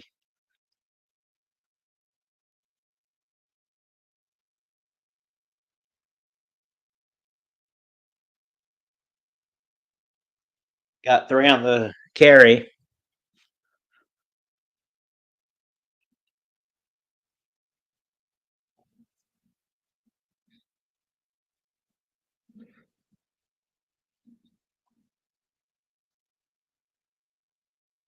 Johnson looking. There's a flag.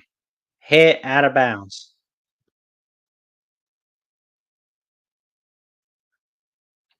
Lost 5 yards there by Owen Goss, but again, could be actually in Kansas State's favor here, depending on the flag. It could be holding on the offense is probably what we're going to have here.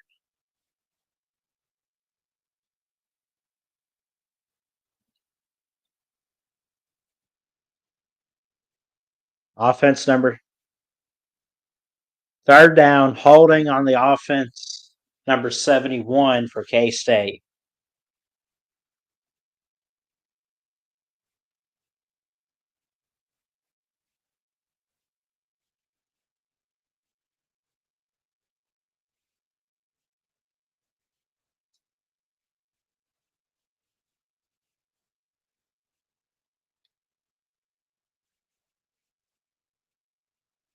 3rd and 12, 3 wideouts at the bottom, 1 to the top.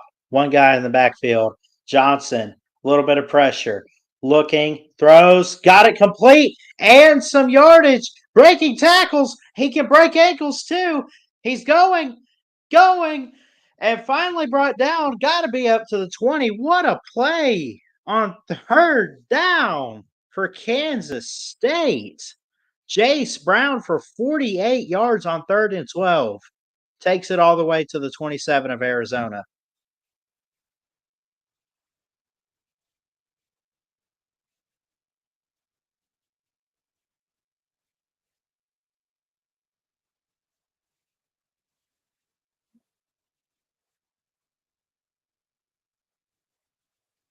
Handoff, Edwards, breaking tackles, and finally brought down just past the 20.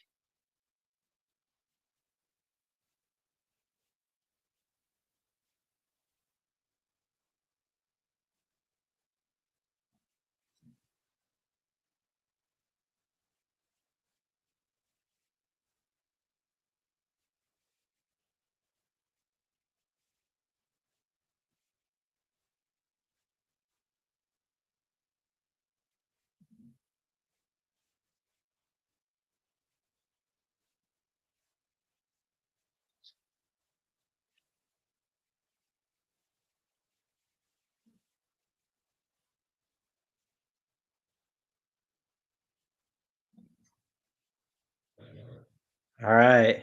2 drives, only 1 touchdown in the red zone. They're finally down there again for K-State. Johnson fakes a flea flicker, throws to the end zone. Caught! Wide open. Touchdown! Wildcats. Braden Lofton. Not going to say that's going to put the nail in the coffin for this game, but it definitely makes it harder on Arizona to pull an upset. 20-7 is your score, PAT pending in the 3rd.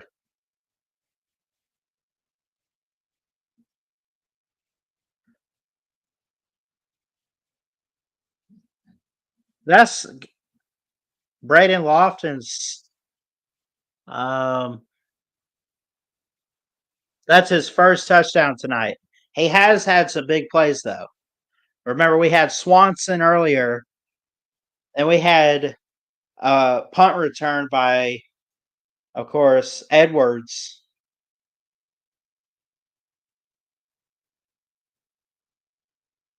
And Kansas State holding on at home 21-7.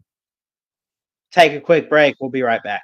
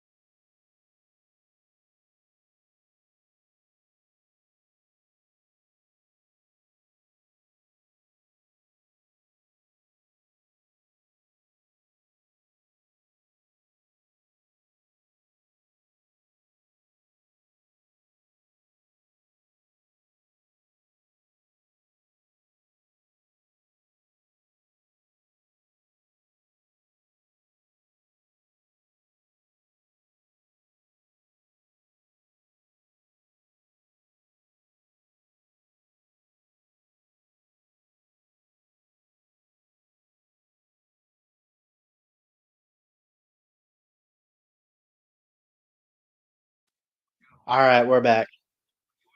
I got Uncle Lou on too. He's watching like all the games tonight. I want to see what he's saying.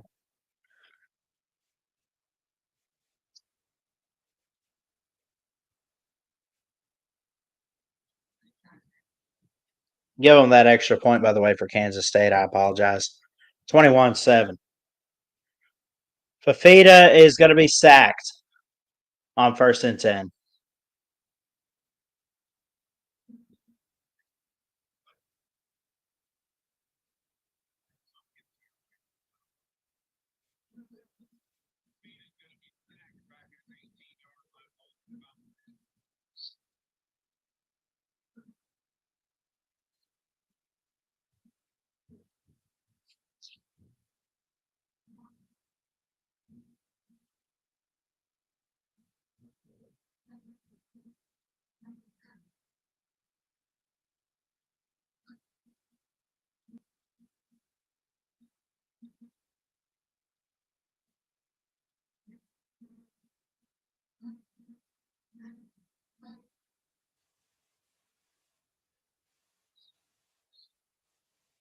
UNLV,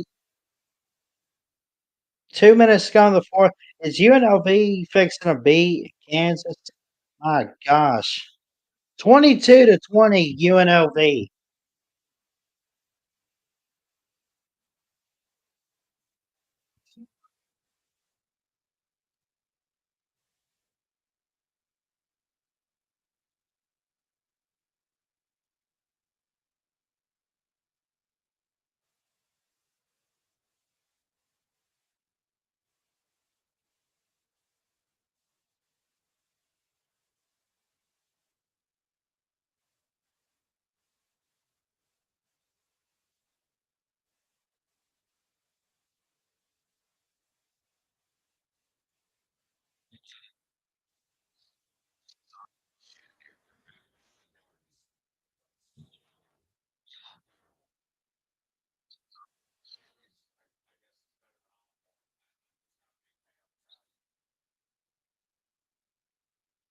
Let's see what they do here.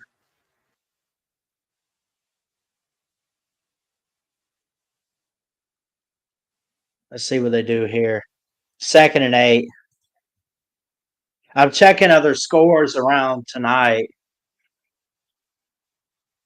No upset tonight in this game, at least what we see.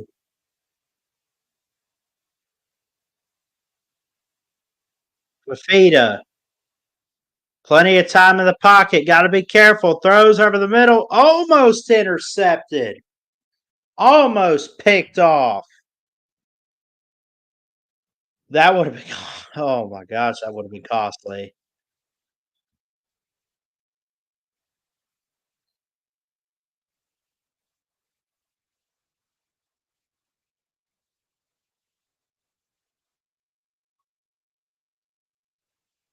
That was Tay Brown almost picked him.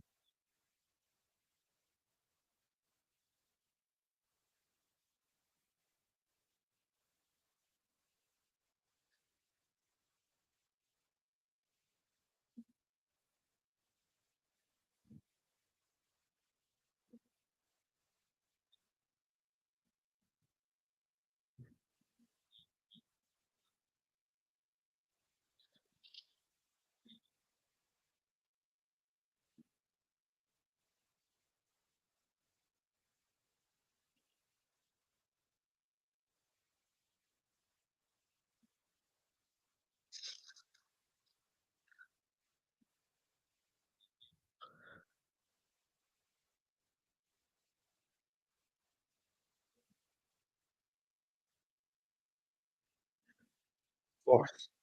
4th and 8. Here's a punt from Arizona. Arizona probably giving up right now.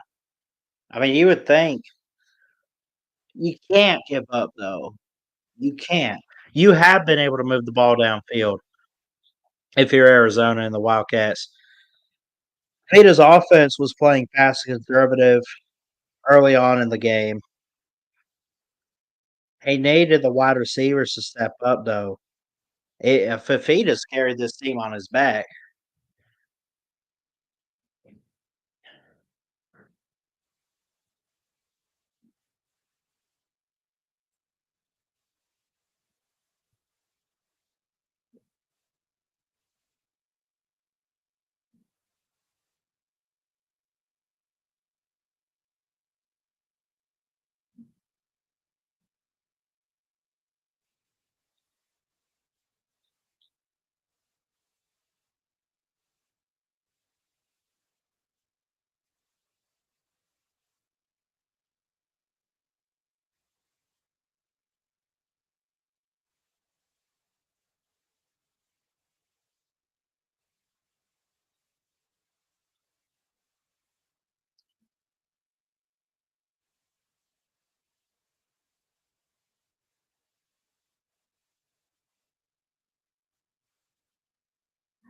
Commercial break in this Arizona Kansas State game. Let's see what's up with Kansas.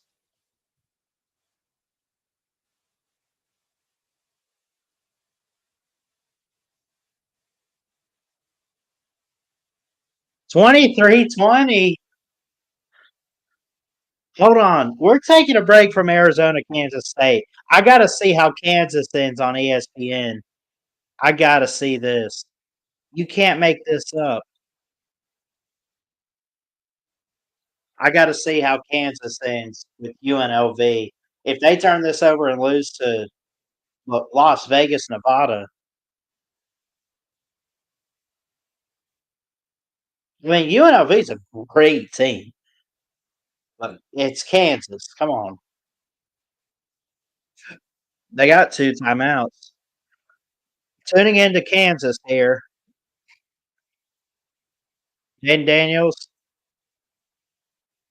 Jalen Daniels, gonna take off running. Oh, he got hit hard there in the leg. 3rd down.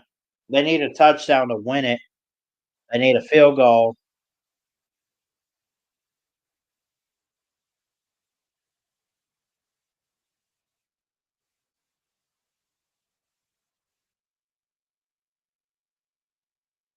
I'm not going anywhere until this Kansas game's over.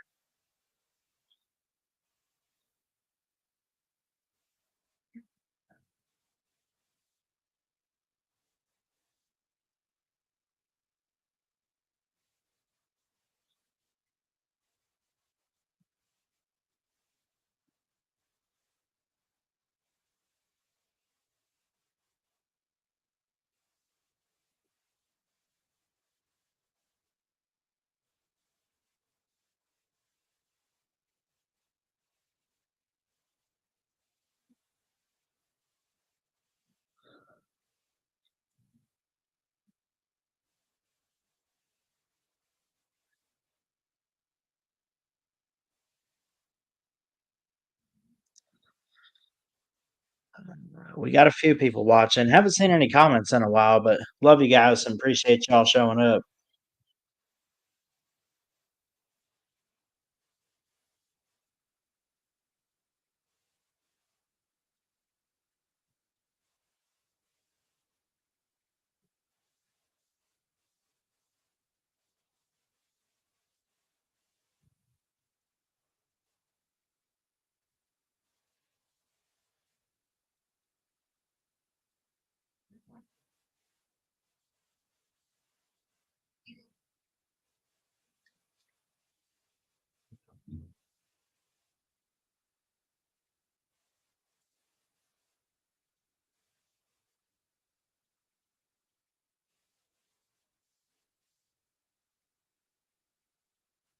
Okay.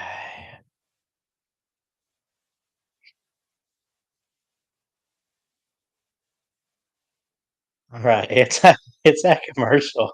Let's go back to this Arizona Kansas State game that we're watching. Oh, pocket collapsing. Kansas State quarterback gonna take it. Gonna take it. Oh, hit hard. Oh, now throw the flag. There's a face mask there. Picked up a good gain on 3rd and 2. They're gonna let him have it though.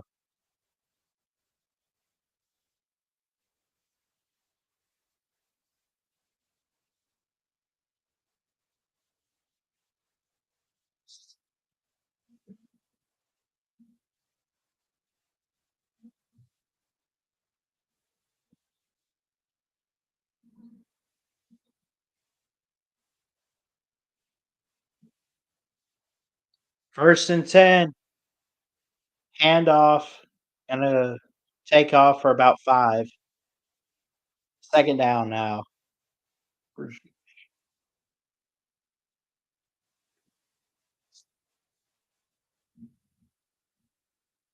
was DJ Giddens.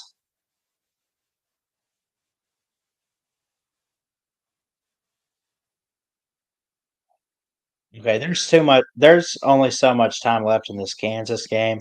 We're watching this. I don't care. A minute 35. Kansas is fixing to lose on 3rd and 2. They got to convert this here to keep. Well, they'll have 4th down, but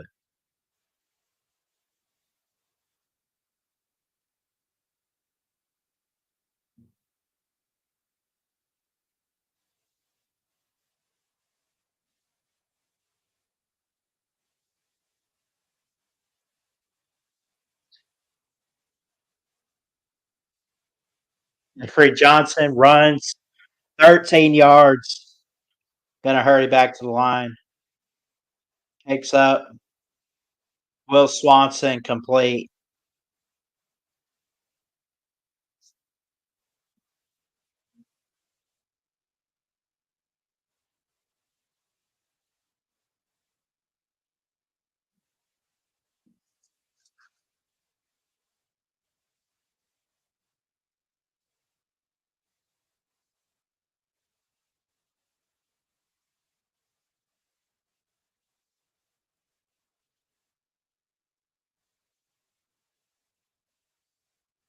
Yeah, there's a lot of flags in this Kansas game right now. Minute 18. This is going to be a huge play. There's a chop block on Kansas on offense.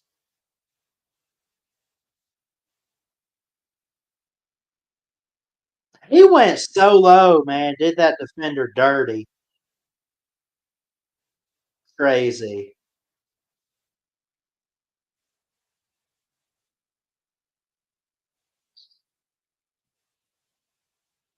You cannot lose to this team if you're Kansas, can you? Can you afford this loss?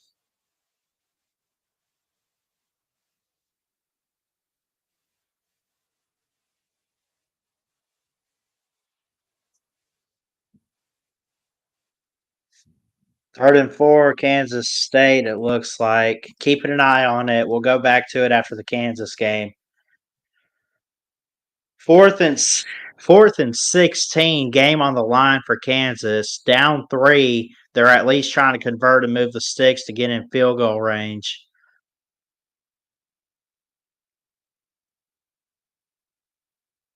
Let's see what they dial up here.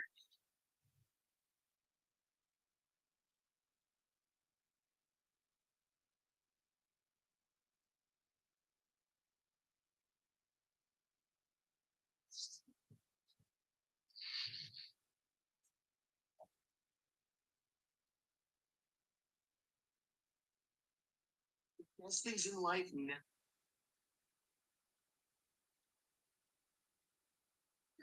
Here's the game. 4th and 16 for Kansas. Daniels in trouble. He goes down. That's game. That's game. UNLV is going to get out with a win. Kansas, your season is over. That's it. Yep. No timeouts for Kansas, by the way. My goodness. That was terrible blocking on the offensive line. Pocket collapse and everything.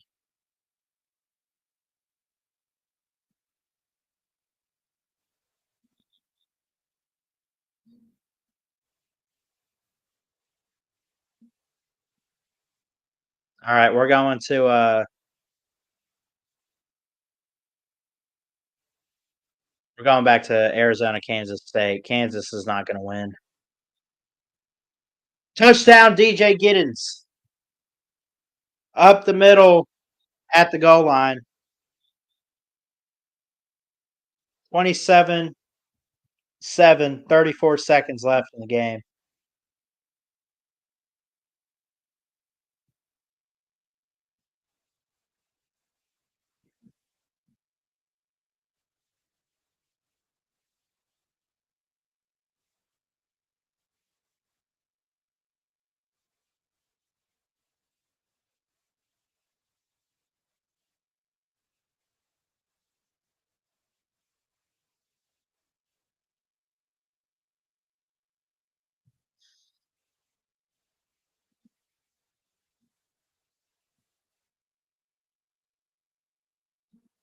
Dang.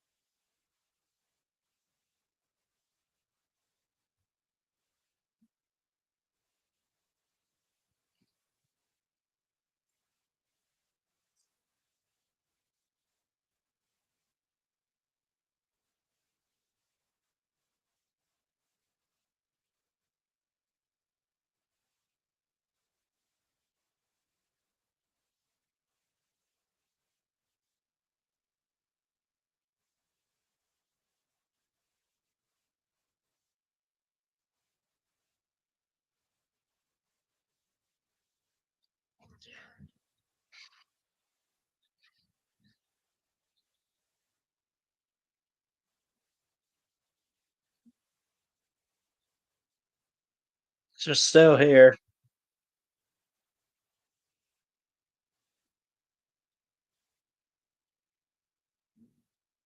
What other games? So I think we just got this Arizona, Kansas State.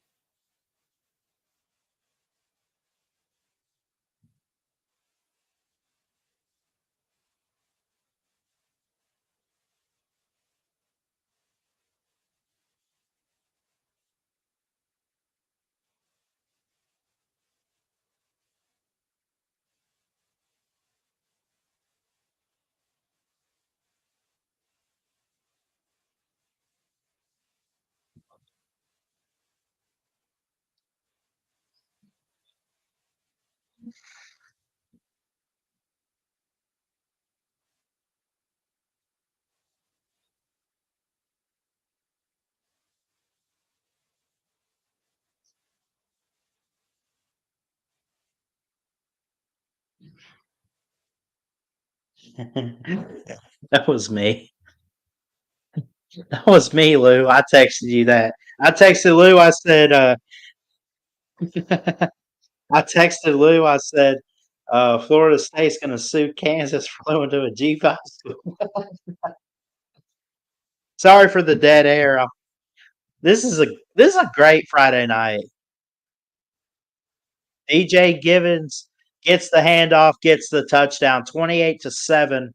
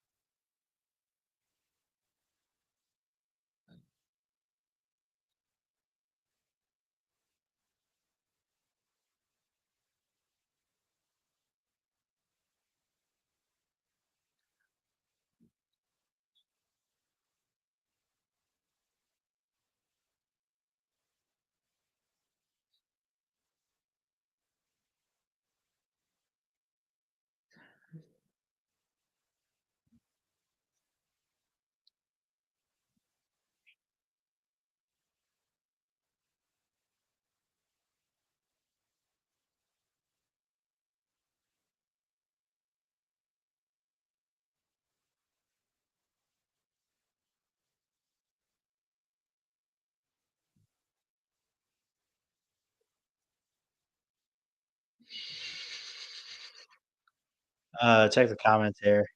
What's up, Brock? How you doing, bro? Roll Tide, brother. Good to see you, man. Love you. Appreciate you.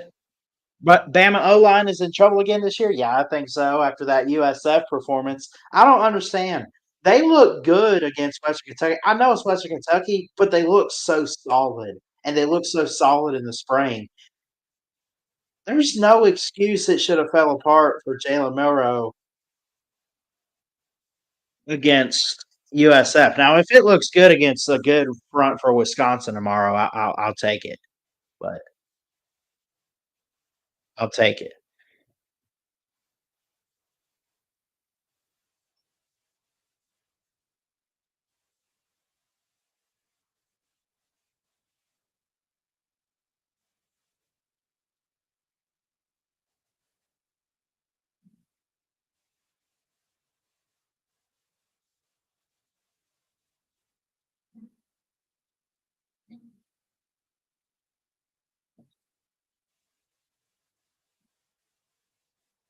If we can't stay healthy, it's going to be a long season. Yeah, I know. We'll be okay, man. We'll be good. We're making the playoffs. I believe Alabama gets to the playoffs. I just don't know about winning it all.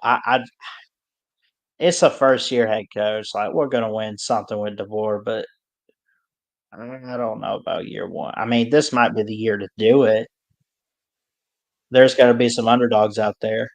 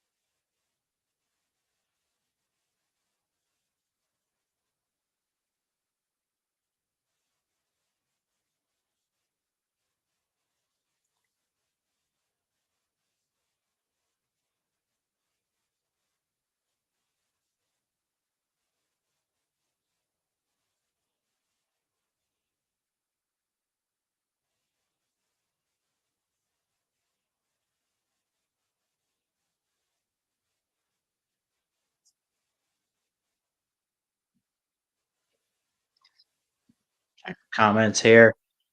Yeah, I'll drop the link for you, Brock. I don't care, man. Come hang out. This game's getting out of hand anyway. I try to be professional. I try to call this game. I'm gonna be on. I just want a talk show one day, but I love what I'm doing with the radio station for sure, man. Out there, pick it up a little bit. This game, though, when you look at the positives of Arizona, though, like Noah Fafita, he's thrown for 181 yards. He just hasn't had a passing touchdown. You have Conley's the lone touchdown guy, and that was at the top of the first quarter. They've been shut out the rest of the way, and they have a good offense. So, what does this say about Kansas State's defense, man? I mean, think about it. Noah Fafita is one of the top returning guys in the Big 12, coming from the Pac 12, of course. Going to get drafted high. He's got weapons like McMillan and whoever around him.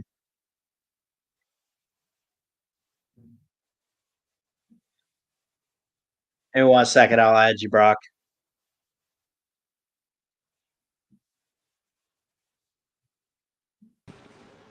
Dude, what's up?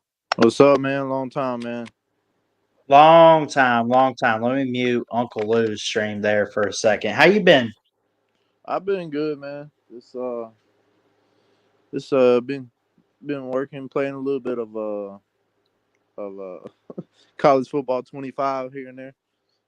I played a little bit of it too. My church has a coffee shop in town, and they got the game set up over there. So I pop in every once in a while and give it a try. Then I think it's pretty good. I mean, I think it's improved since 14 and everything for sure. Oh yeah, I like it. I like the crowd environment in the game. I like all that stuff. Yeah, I think it's when the pretty cool. screen shakes, it messes you up and everything. Oh yeah, like you can see the meter of the fans like screaming and stuff. Like it's crazy. Yeah. But what But you think about Bama and DeVore so far, man? Saban's uh, gone. We wish him the best of luck in retirement and everything he's doing, but I think we're looking good so far. yeah, we are. Man, I've been concerned about the depth because Caden and Pritchett, and then Yeah. Formby and Pritchett been fighting, for that starting spot at right tackle, I believe. Um, so then you got Pritchett who got hurt before even the season opener. So he's supposed to be back tomorrow. They said that's what the report is. Yeah. Caden is gonna be back tomorrow. You'll see him against He is. Wisconsin. Yeah, he's making his debut. They said tomorrow. That's Good. what the Good. report We is. need him. And so Caden's back. And I don't know if Formby's going to start the game at right tackle or is Pritchett going to trot out there. I think I you need to start with Pritchett. You need to give him a chance I out think you there. have But to. yeah. I just feel like I don't know, man. I like Wilkin Formby because I interact with him on Twitter and stuff, especially when he was when Saban was still there and he committed to Bama, and then he started getting the other players in our class and stuff. He was Yeah. recruiting for Bama, and I always gave him props, man. I was like, man, we're glad to have you, man, at Alabama. And which he's a hometown kid, man. I think he's gonna be good though. Oh yeah. He's kind of like Caden was last year. He's getting beat on the outside. He doesn't get too much beat on the inside, but on the outside, he just gets totally destroyed. And that's what happened to Caden last year. But man, like I want to see doggone Kendra Law, Kobe Prentice get the ball, man. I'm not liking this. I'm not There's a liking the couple guys. look. You know what kills me though? You know what really kills me? I love the guys that transferred but then came back, and then there's the guys like Milrow and whoever, and guys stayed at Alabama. Why Mhm. did Isaiah Bond go to Texas when we used him late in the year in games like the Iron Bowl and everything? Like, dude, could you imagine having him on the offense this year? How explosive and maybe He how could have much more been, yeah. points we probably could. Yeah, dude, Him and I Ryan wish him Williams the could have went best. I wish crazy. him the best, but like, yeah, Him and Ryan Williams would have went crazy. To that would be have been honest. the best duo in the Yeah, league for sure. yeah, it would have been really good. But look, man, Texas offered a lot of money. I heard to Bond. So, Oh, I heard that too. oh yeah, I he mean, I'm got not a done with freaking. it. He went and bought a doggone Land Rover, whatever kind of car it is, a Jeep or Yeah. some kind of car. So I heard it was a Lamborghini. maybe it was. I don't freaking know. It was something expensive. Yeah. Man, good luck to him. Whatever. But I just know that Ryan Williams is going to be a absolute dude before the end of the year, and Yeah. this is just little bitty flashes. When he starts clicking, bro, I'm telling you, you're gonna have to double team Ryan Williams. He is the Oh real yeah. deal. No, he is. I mean, I know it's Western Kentucky, but 63 points is awesome to start out. But when you look at what he did, he had 2 touchdowns and both were over half the field, man. He had an 84-yarder in that game, and I think it was like 55 yards from Milrow. And then, dude, the 1-2 punch at running back that we have going with Haynes and Jam Miller is amazing, dude. And I love the improvement of the O-line. At least to an extent. It kind of failed at times last week, but I think we'll be okay, man. We'll get it all together. I think it could look good this weekend.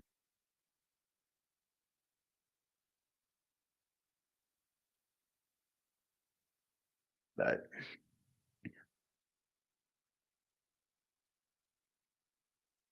Kansas State's trying to milk this clock, man. They're trying to go. They're trying to get out of here. 2nd and 6. It's 28-7. I am shocked this isn't closer. I didn't think Kansas State had it in them defensively, but they've really defended the pass well against Fafita.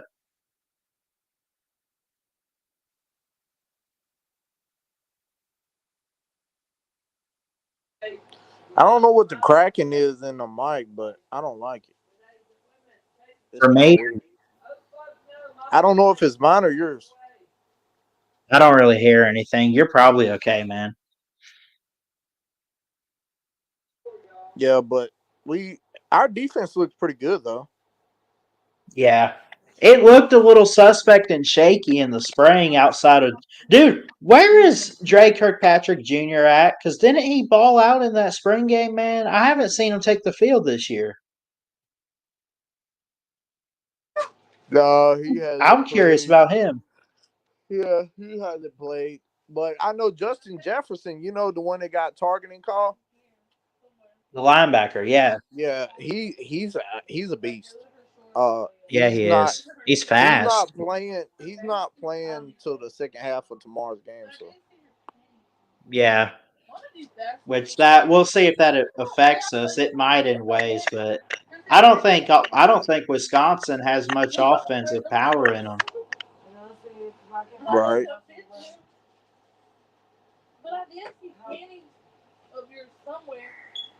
Yeah, I think.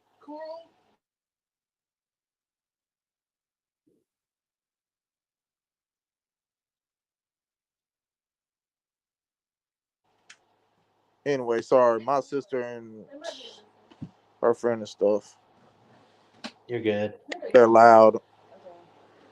I'm trying to talk to you, but yeah, man, I just think that Miro's got to do better, man. He can't be taking all these big losses whenever he gets pressured. Like that jump pissed me off. Yeah. Oh my god, dude, that was. He's got to be careful too, man. He's taking some hits. Like even going back to last year, man. If he's not careful, That's man, why I'm I'm not saying saying if he'll end up. our He offensive won't line end up can't like hold up he this won't end year, up like two he's or gonna get anything, hurted, but man. oh yeah, yeah, and I don't think it'll be so bad that he ends up like I don't know if you saw Tua and concussion again, but like he yeah, I don't want Milrow to get hurt. And he's close to it if he's not careful because the defense is going to get tougher for him to face, especially with like Georgia and Tennessee Yeah, down the we road gotta and we everything. gotta play fucking Pritchett, man. There's just Yeah, I'm sorry for cussing on here, but there's just no, you're good. there's just no way, man. I don't think Caden. Formby's gonna be able to hold it down, man. Yeah, I I don't mean, think he can. I mean, he's young. He's been around a he year or did a two, lot of but he's holding, young. man. Did a lot of Yeah, holding. But some of them calls were bullshit. The one where Jahad barely touched their quarterback Byron Brown. That was yeah. bullshit, man. Bullshit call. They said he pushed him out of bounds, unnecessary roughness. Whatever, man. He's doggone I don't know if the game was a fluke or not, man, because Alabama just totally destroyed them in the fourth quarter.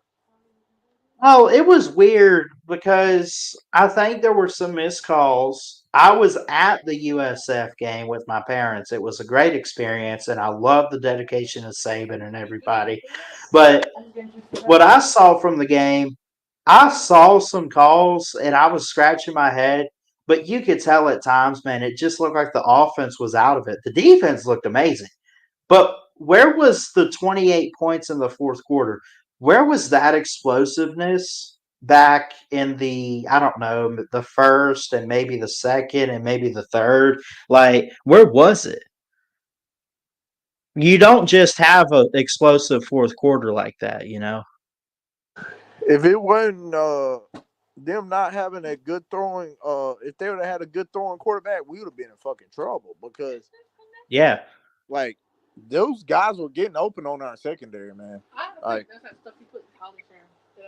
So, and we gotta, I don't know, man. This year just looks, I don't know, it looks scary, man. Look, they're winning 10 games at minimum. I believe it. I think they Oh got the yeah, talent I to mean, do it. with talent They're alone, we going can to win the 8 or 9 playoffs. games with just the talent alone. Yeah. Yeah. Yeah. So, And it's not like I mean, Kalen DeBoer's got an impressive resume, especially at Washington. Like he's been there, done that.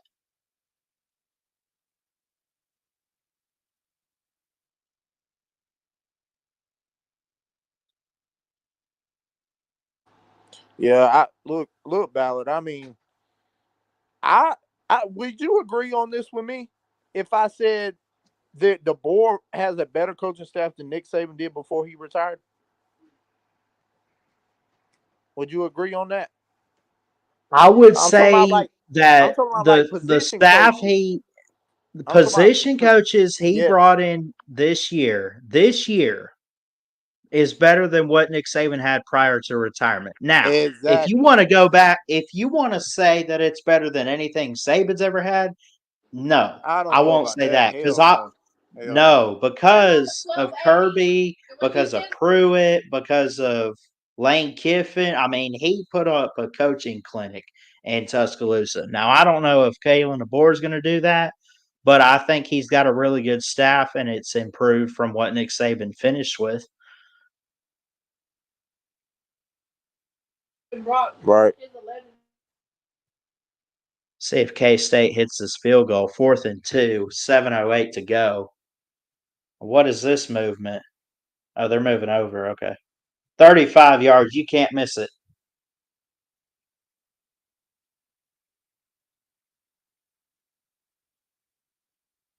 They calling timeout?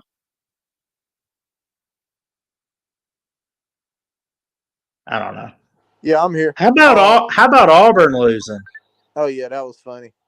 That was something, man. I don't know how you Prize. lose to Cal like So that. if I put $5 up to bet on the game or whatever, then Yeah. I could win $50 on Prize Picks if I just give them I've heard $5. of Prize Pick. Is Prize Picks any good? Field goal's good for Kansas State, by the way, Yeah, it's legit, 31-7. man. Girl, be quiet. I know Uncle Lou does like Bet US or whatever. He's got his sponsor now. He was doing Bet Now, I think. Maybe he still uses it. I'm not sure, but I'm not one to gamble on sports. I joke about it with friends like, oh, I took this team in the points or I took them on the money line or something like that. I'll joke.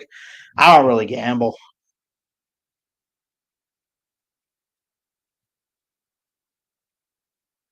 It's fun to see spreads though.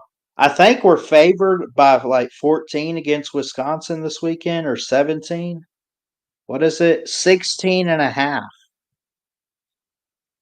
I don't, it depends on what Alabama shows up tomorrow, man. If we'll cover 16 and a half.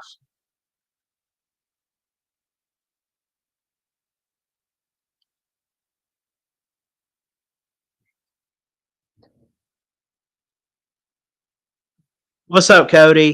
Do I think Tua should retire from football? Absolutely, Hell yes. yeah.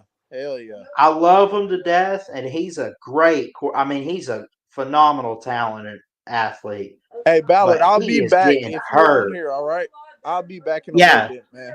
All right. I'm here till the end of this game, but you All take right. your time, man. All right, roll tide. I'll be back. Roll Tide. See you, buddy.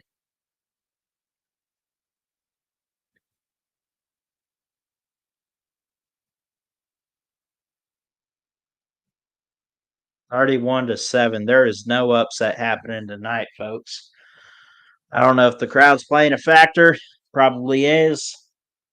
And again, I mentioned Arizona's looking good tonight outside of the scoreboard. I mean, you got 209 yards for Fafita. You got 48 yards for Conley. They haven't been able to run the ball, but they are explosive downfield. I think they try to do too much when they get in the red zone, and it costs them.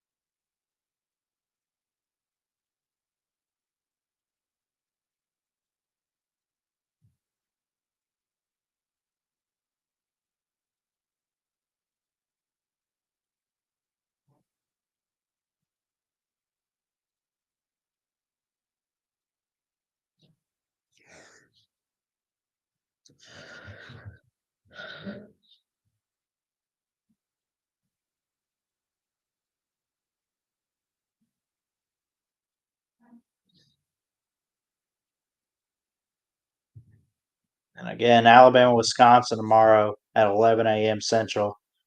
Then the Ducks and the Beavers after. Then UCF. Who are they playing? TCU. So they got a triple header tomorrow on Fox. They got games all day. That'll be fun.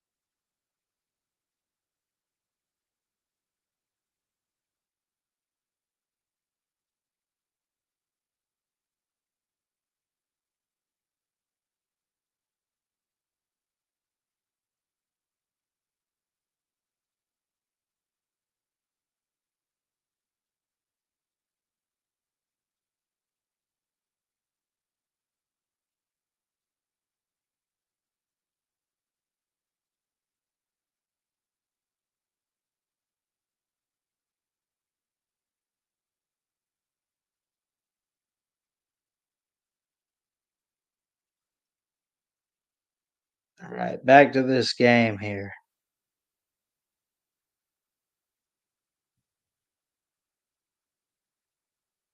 Six minutes to go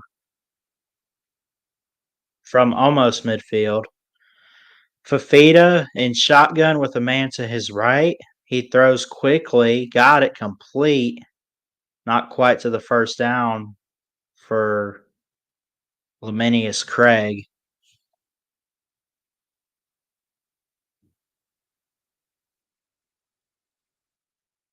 And again, like Fafita's like 22 of 33 tonight, 226 yards with a pick.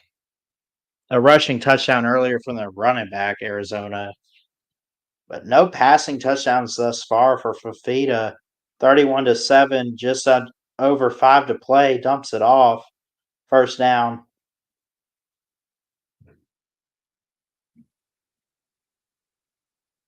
What up, Mayhem? How you doing?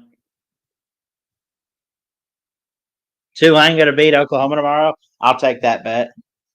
How much you want them bet on it? I'll take that action.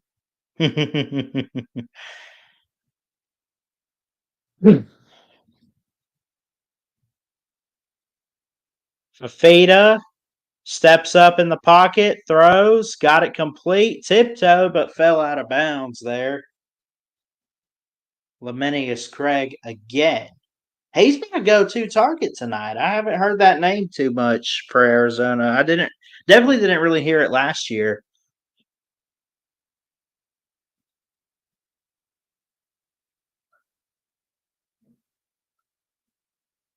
They still got 304 yards offense for Arizona with 15 first downs. Like the stats are really good. It's just unable to find a way to put points up tonight. 31-7.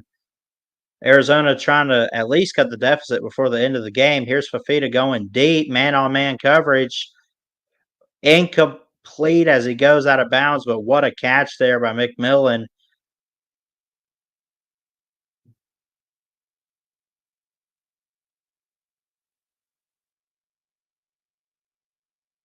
He got his foot down, but I don't think he had control over it.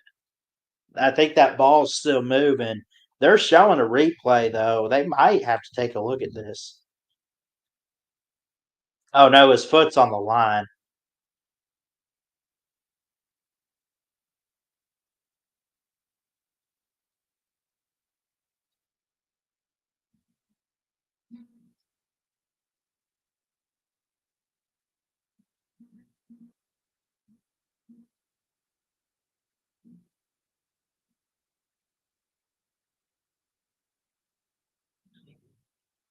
His foot's in. That's a catch. That ball's not even moving in his hands. I would give that to Arizona there. Big play downfield. We'll see what happens after the commercial break, of course.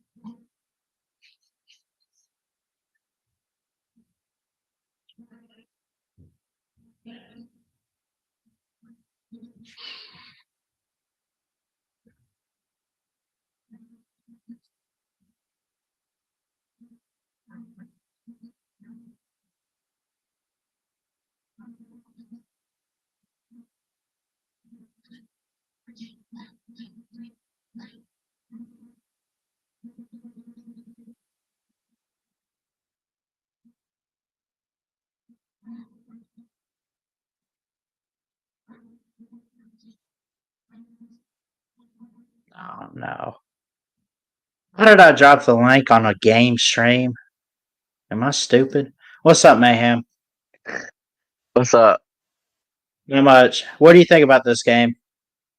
Arizona's probably not as good as what they were, but I will give credit to Kansas State. Kansas State, I saw them last week play versus Tulane, and Kansas State looked really good. Beat Tulane, which is a really good, talented team. People are sleeping on Tulane. Tulane's going to beat Oklahoma tomorrow. Oklahoma is down pretty much all their receivers. Their receivers are very, very young. They got a very young quarterback. They just got a really young offense in general. Offensive line's not that good. Defense, on the other hand, Oklahoma's defense is pretty solid. It's not an elite or anything like that, but I would say it's a pretty good defense. Tulane has a really, really good offense. I love their offense. I'm expecting Tulane just to mollywop Oklahoma tomorrow. As far as this game goes, yeah, Kansas State is the real deal. Kansas State is a contender for the Big 12 this season. And I'm going to be honest, Kansas State was not really in the books in my, radar for the Big 12. But I could see Kansas State versus Utah in the Big 12 title game. I know Utah is definitely in going to the Big 12 title game. That's a lock. But I could definitely see Kansas State being the next team to face Utah in the Big 12 title game. Kansas State, to me, kind of got written off after, was it Will Howard? Was that the quarterback last year that went to Ohio State? Nope. Huh? Nah, I'm just kidding. It was. Yeah. So yeah, Kansas State lost him to Ohio State, and people kind of wrote Kansas State off. And I won't be honest, I think they look just as good without him. So I didn't know what to think of Kansas State without him, but they're really solid. They're a contender in the Big 12 this year. That's a fact. Arizona, what happened? I don't know. I don't know what happened.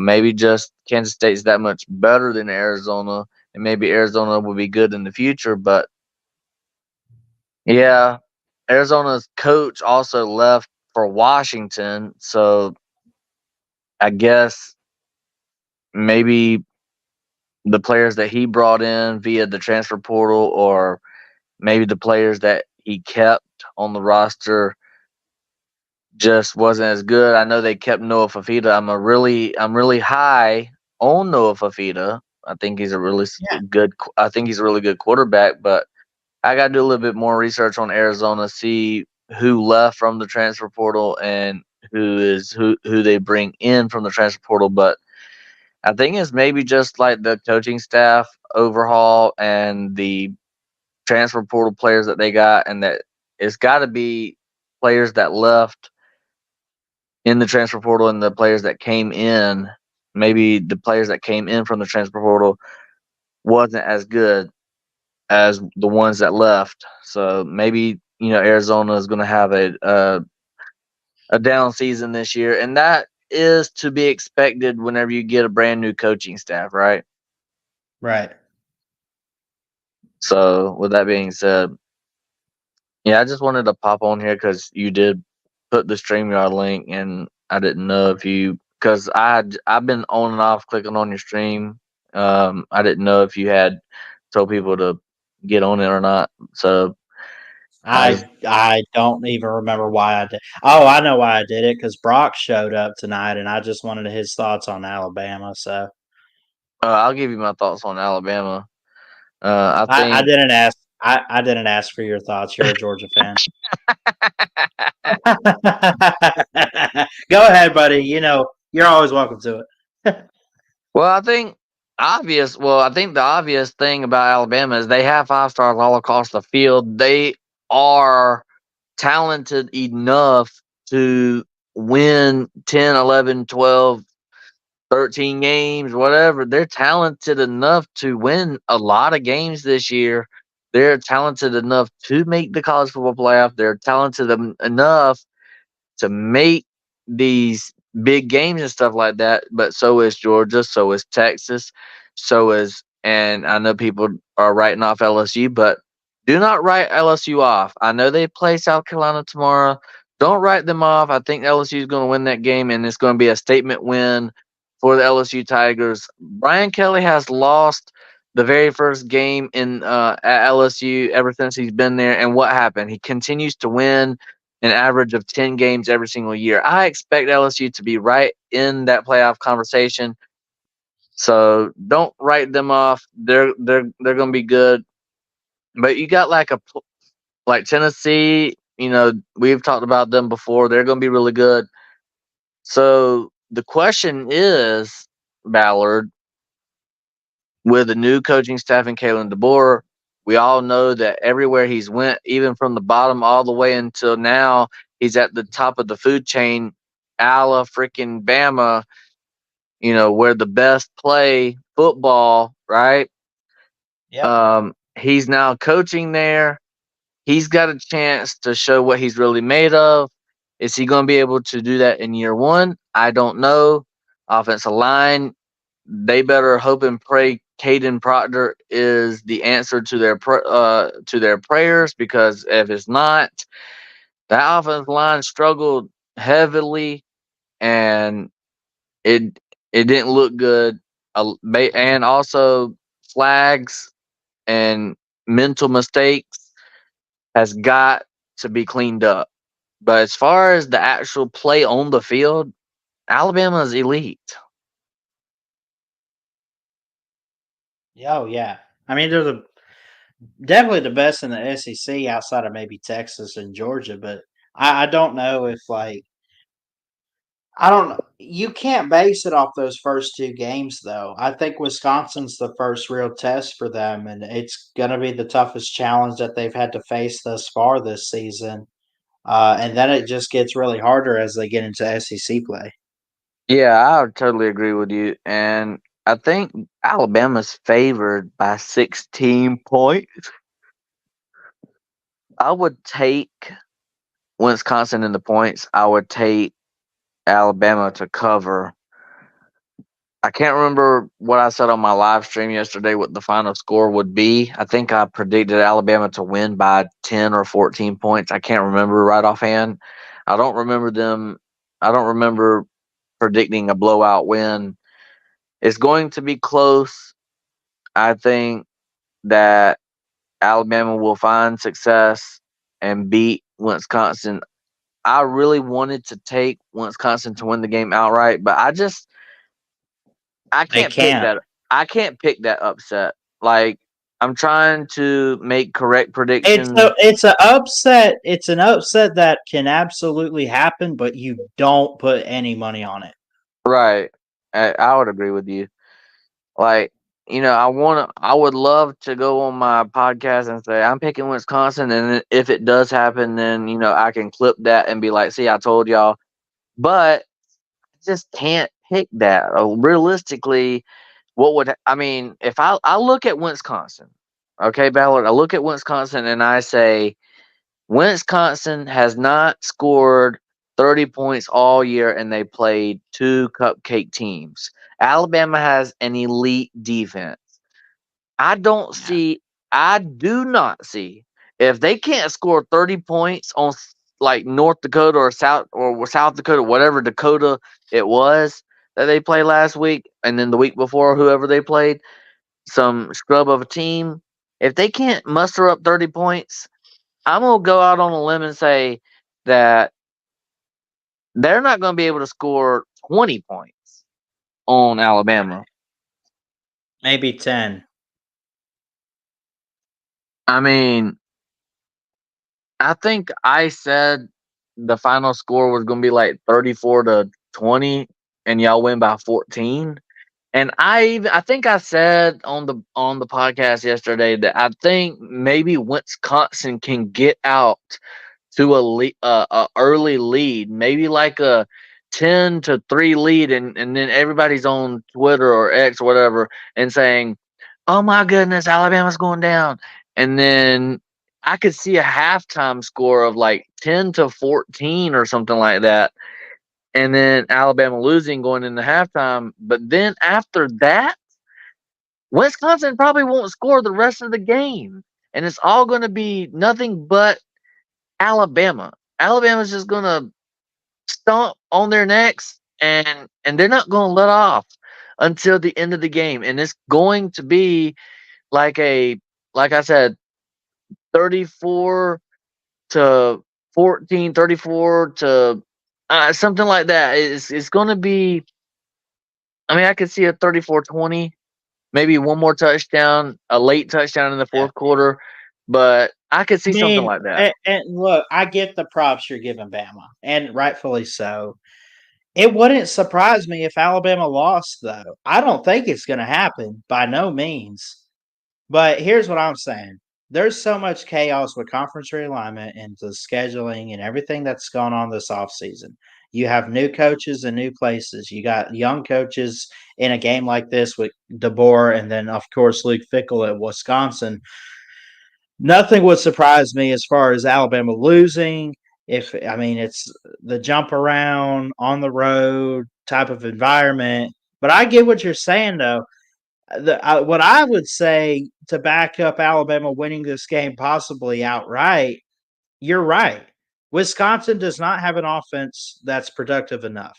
I think that they've only scored at most 28 points in 2 games, or at least in one of those games they scored 28 points, and they have not played quality like defenses. They just have struggled, you know? Yeah, and we'll find out tomorrow if Wisconsin has a pretty good defense. Like you just said, they haven't played quality teams, and we'll see if that Wisconsin defense is as good as what they've done versus scrub teams. We'll get to see that tomorrow, but I'm gonna be honest with you. If Alabama, I'm gonna make this prediction. If Alabama doesn't score 30 points, Wisconsin's gonna win. Yeah. That I think the number 30, because I'm just really confident that Wisconsin does not score 30 points tomorrow on Alabama. And I can be confident too, actually. so if Bama scores 30, it's a W for Alabama. That's it. Now, if Wisconsin's defense is really good, and let's just hypothetically say that you're going on the road, it's going to be a tough environment. Maybe Alabama's offense ain't clicking, something's not right, and y'all get into the third and fourth quarter, and it's only like, let's just say 21-16 type of deal. Okay, then I'm pretty confident that Wisconsin's probably going to pull off the win, right? But I don't see that happening, Ballard. I could see that happening in the first half with the struggles. They're going to go into the locker room. Kalen DeBoer is going to give them everything, and they're going to come out in the second half and just eat some Badger meat. Okay, that's all it is. I like Alabama's defense. If Alabama's defense was just okay or just great, if Alabama's defense was, not as elite as they are, then I would probably be picking Wisconsin to win this game. But I know Alabama's going to make a bigger difference in this game than they were last week. Last week, I mean, just remember last year, South Florida, y'all struggled with South Florida last year. Y'all did it this year. What ended up happening last year? Y'all went and played for the SEC title. Y'all won it, and y'all were in the playoffs. Y'all struggled with South Florida this year. Can y'all replicate the same exact thing under Kalen DeBoer? We'll find out tomorrow, but I think Alabama's going to win like 34-20. I think that's a valid score. I think that's what I said on my podcast yesterday. I had to go back and look at it, but yeah, man, I would say I'll take Wisconsin in the point because I think y'all favored by 16. But yeah, that's my thoughts on Alabama. Yeah. 31-7 is your final. By the way, Noah Fafita just incompleted a pass on fourth down. Good effort tonight. Did you watch this game, Mayhem? I watched bits and pieces of it. I was watching. I am surprised. I thought Arizona would have one of the better Big 12 offenses. Especially, I love Fafita. I think he's a really talented quarterback going into this year. What he did last year, and what he was coming out of high school was really great. 10 seconds will tick away. 31-7 is your final. But no, man, I'm surprised. Look, Kansas State winning this game, fine. It's at home, blah, blah, blah. Their defense, balled. 31-7 is the final score. I am surprised this is not at least a 2-possession game. This is like, 24 points. Yeah. And, that's why I'm so confident in Tulane. And I know you can't compare one game to another one. I know that because it's all about matchups. I understand that. But Yeah. Kansas State almost lost to Tulane last week. And I believe, what was the final score of that? Like 35-20 or 31-28 or something. It was, they almost scored, they either scored 30 on Kansas State or they almost scored 30. I can't remember if it was 35-31. It was something like that. But the point is, Kansas State's defense could not stop Tulane's offense. And what they were able to do with a pretty good Arizona offense and Noah Fafita leading this offense, Kansas State's defense must be pretty good. Maybe Arizona has some offensive struggles they need to fix up for next week as they get ready for their next opponent. But I'm a big believer in Kansas State. I'm a big believer in Tulane. Both of them are going to have really good years this year. That's assuming that nobody important or actually, I don't. All right, I'm gonna say this. I don't want nobody to get injured, but college sports this is a contact sport. People are going to get injured, but this is barring if nobody on their team that's like really important gets injured. You know what I mean? Like the starting quarterback, the starting running back, like the wide receivers, right? Yeah. But I think they're going to be really, really successful this year. Kansas State, they're going to win 8, 9, maybe 10 games. I haven't looked at their schedule yet, but they're going to be really successful. Arizona will bounce back from this. I could see Arizona going 7-5, 8-4 with their schedule. So Kansas State just beat them. I didn't watch the whole game. I did watch a few play. I was going back and forth from WWE to this game. I was switching back and forth, and from what I've seen, just the talent is much better at Kansas State than Arizona. Noah Fafita, surprised he did not enter the transfer portal to a better team. He definitely could have, but he wanted to stick with Arizona. So I applaud him for that. But his team is not the same as it was last year. Brand new head coaches, brand new thinking, brand new theories, and brand new schemes, right? At Arizona. So with that being said, they're gonna have to work out some kinks, whether that's coaching, whether that's, you know, discipline, or even if it's just simple as get better, right? Like I said, Kansas State's going to go somewhere this year. Just they're going to have a really successful year. It's between really, I wasn't really that impressed with Oklahoma State. I know they beat Arkansas. Arkansas, to me, their coach is going to be fired by the end of this year. So I'm not really too impressed with that win, even though they won at the last second. So to me, it's pretty much Utah and Kansas State are the best ones in the Big 12 right now. And I guess number 3, I haven't really seen UCLA play. I would have to go look at UCLA play. No, UCLA's in the Big 10. I'm stupid. Oh my freaking goodness.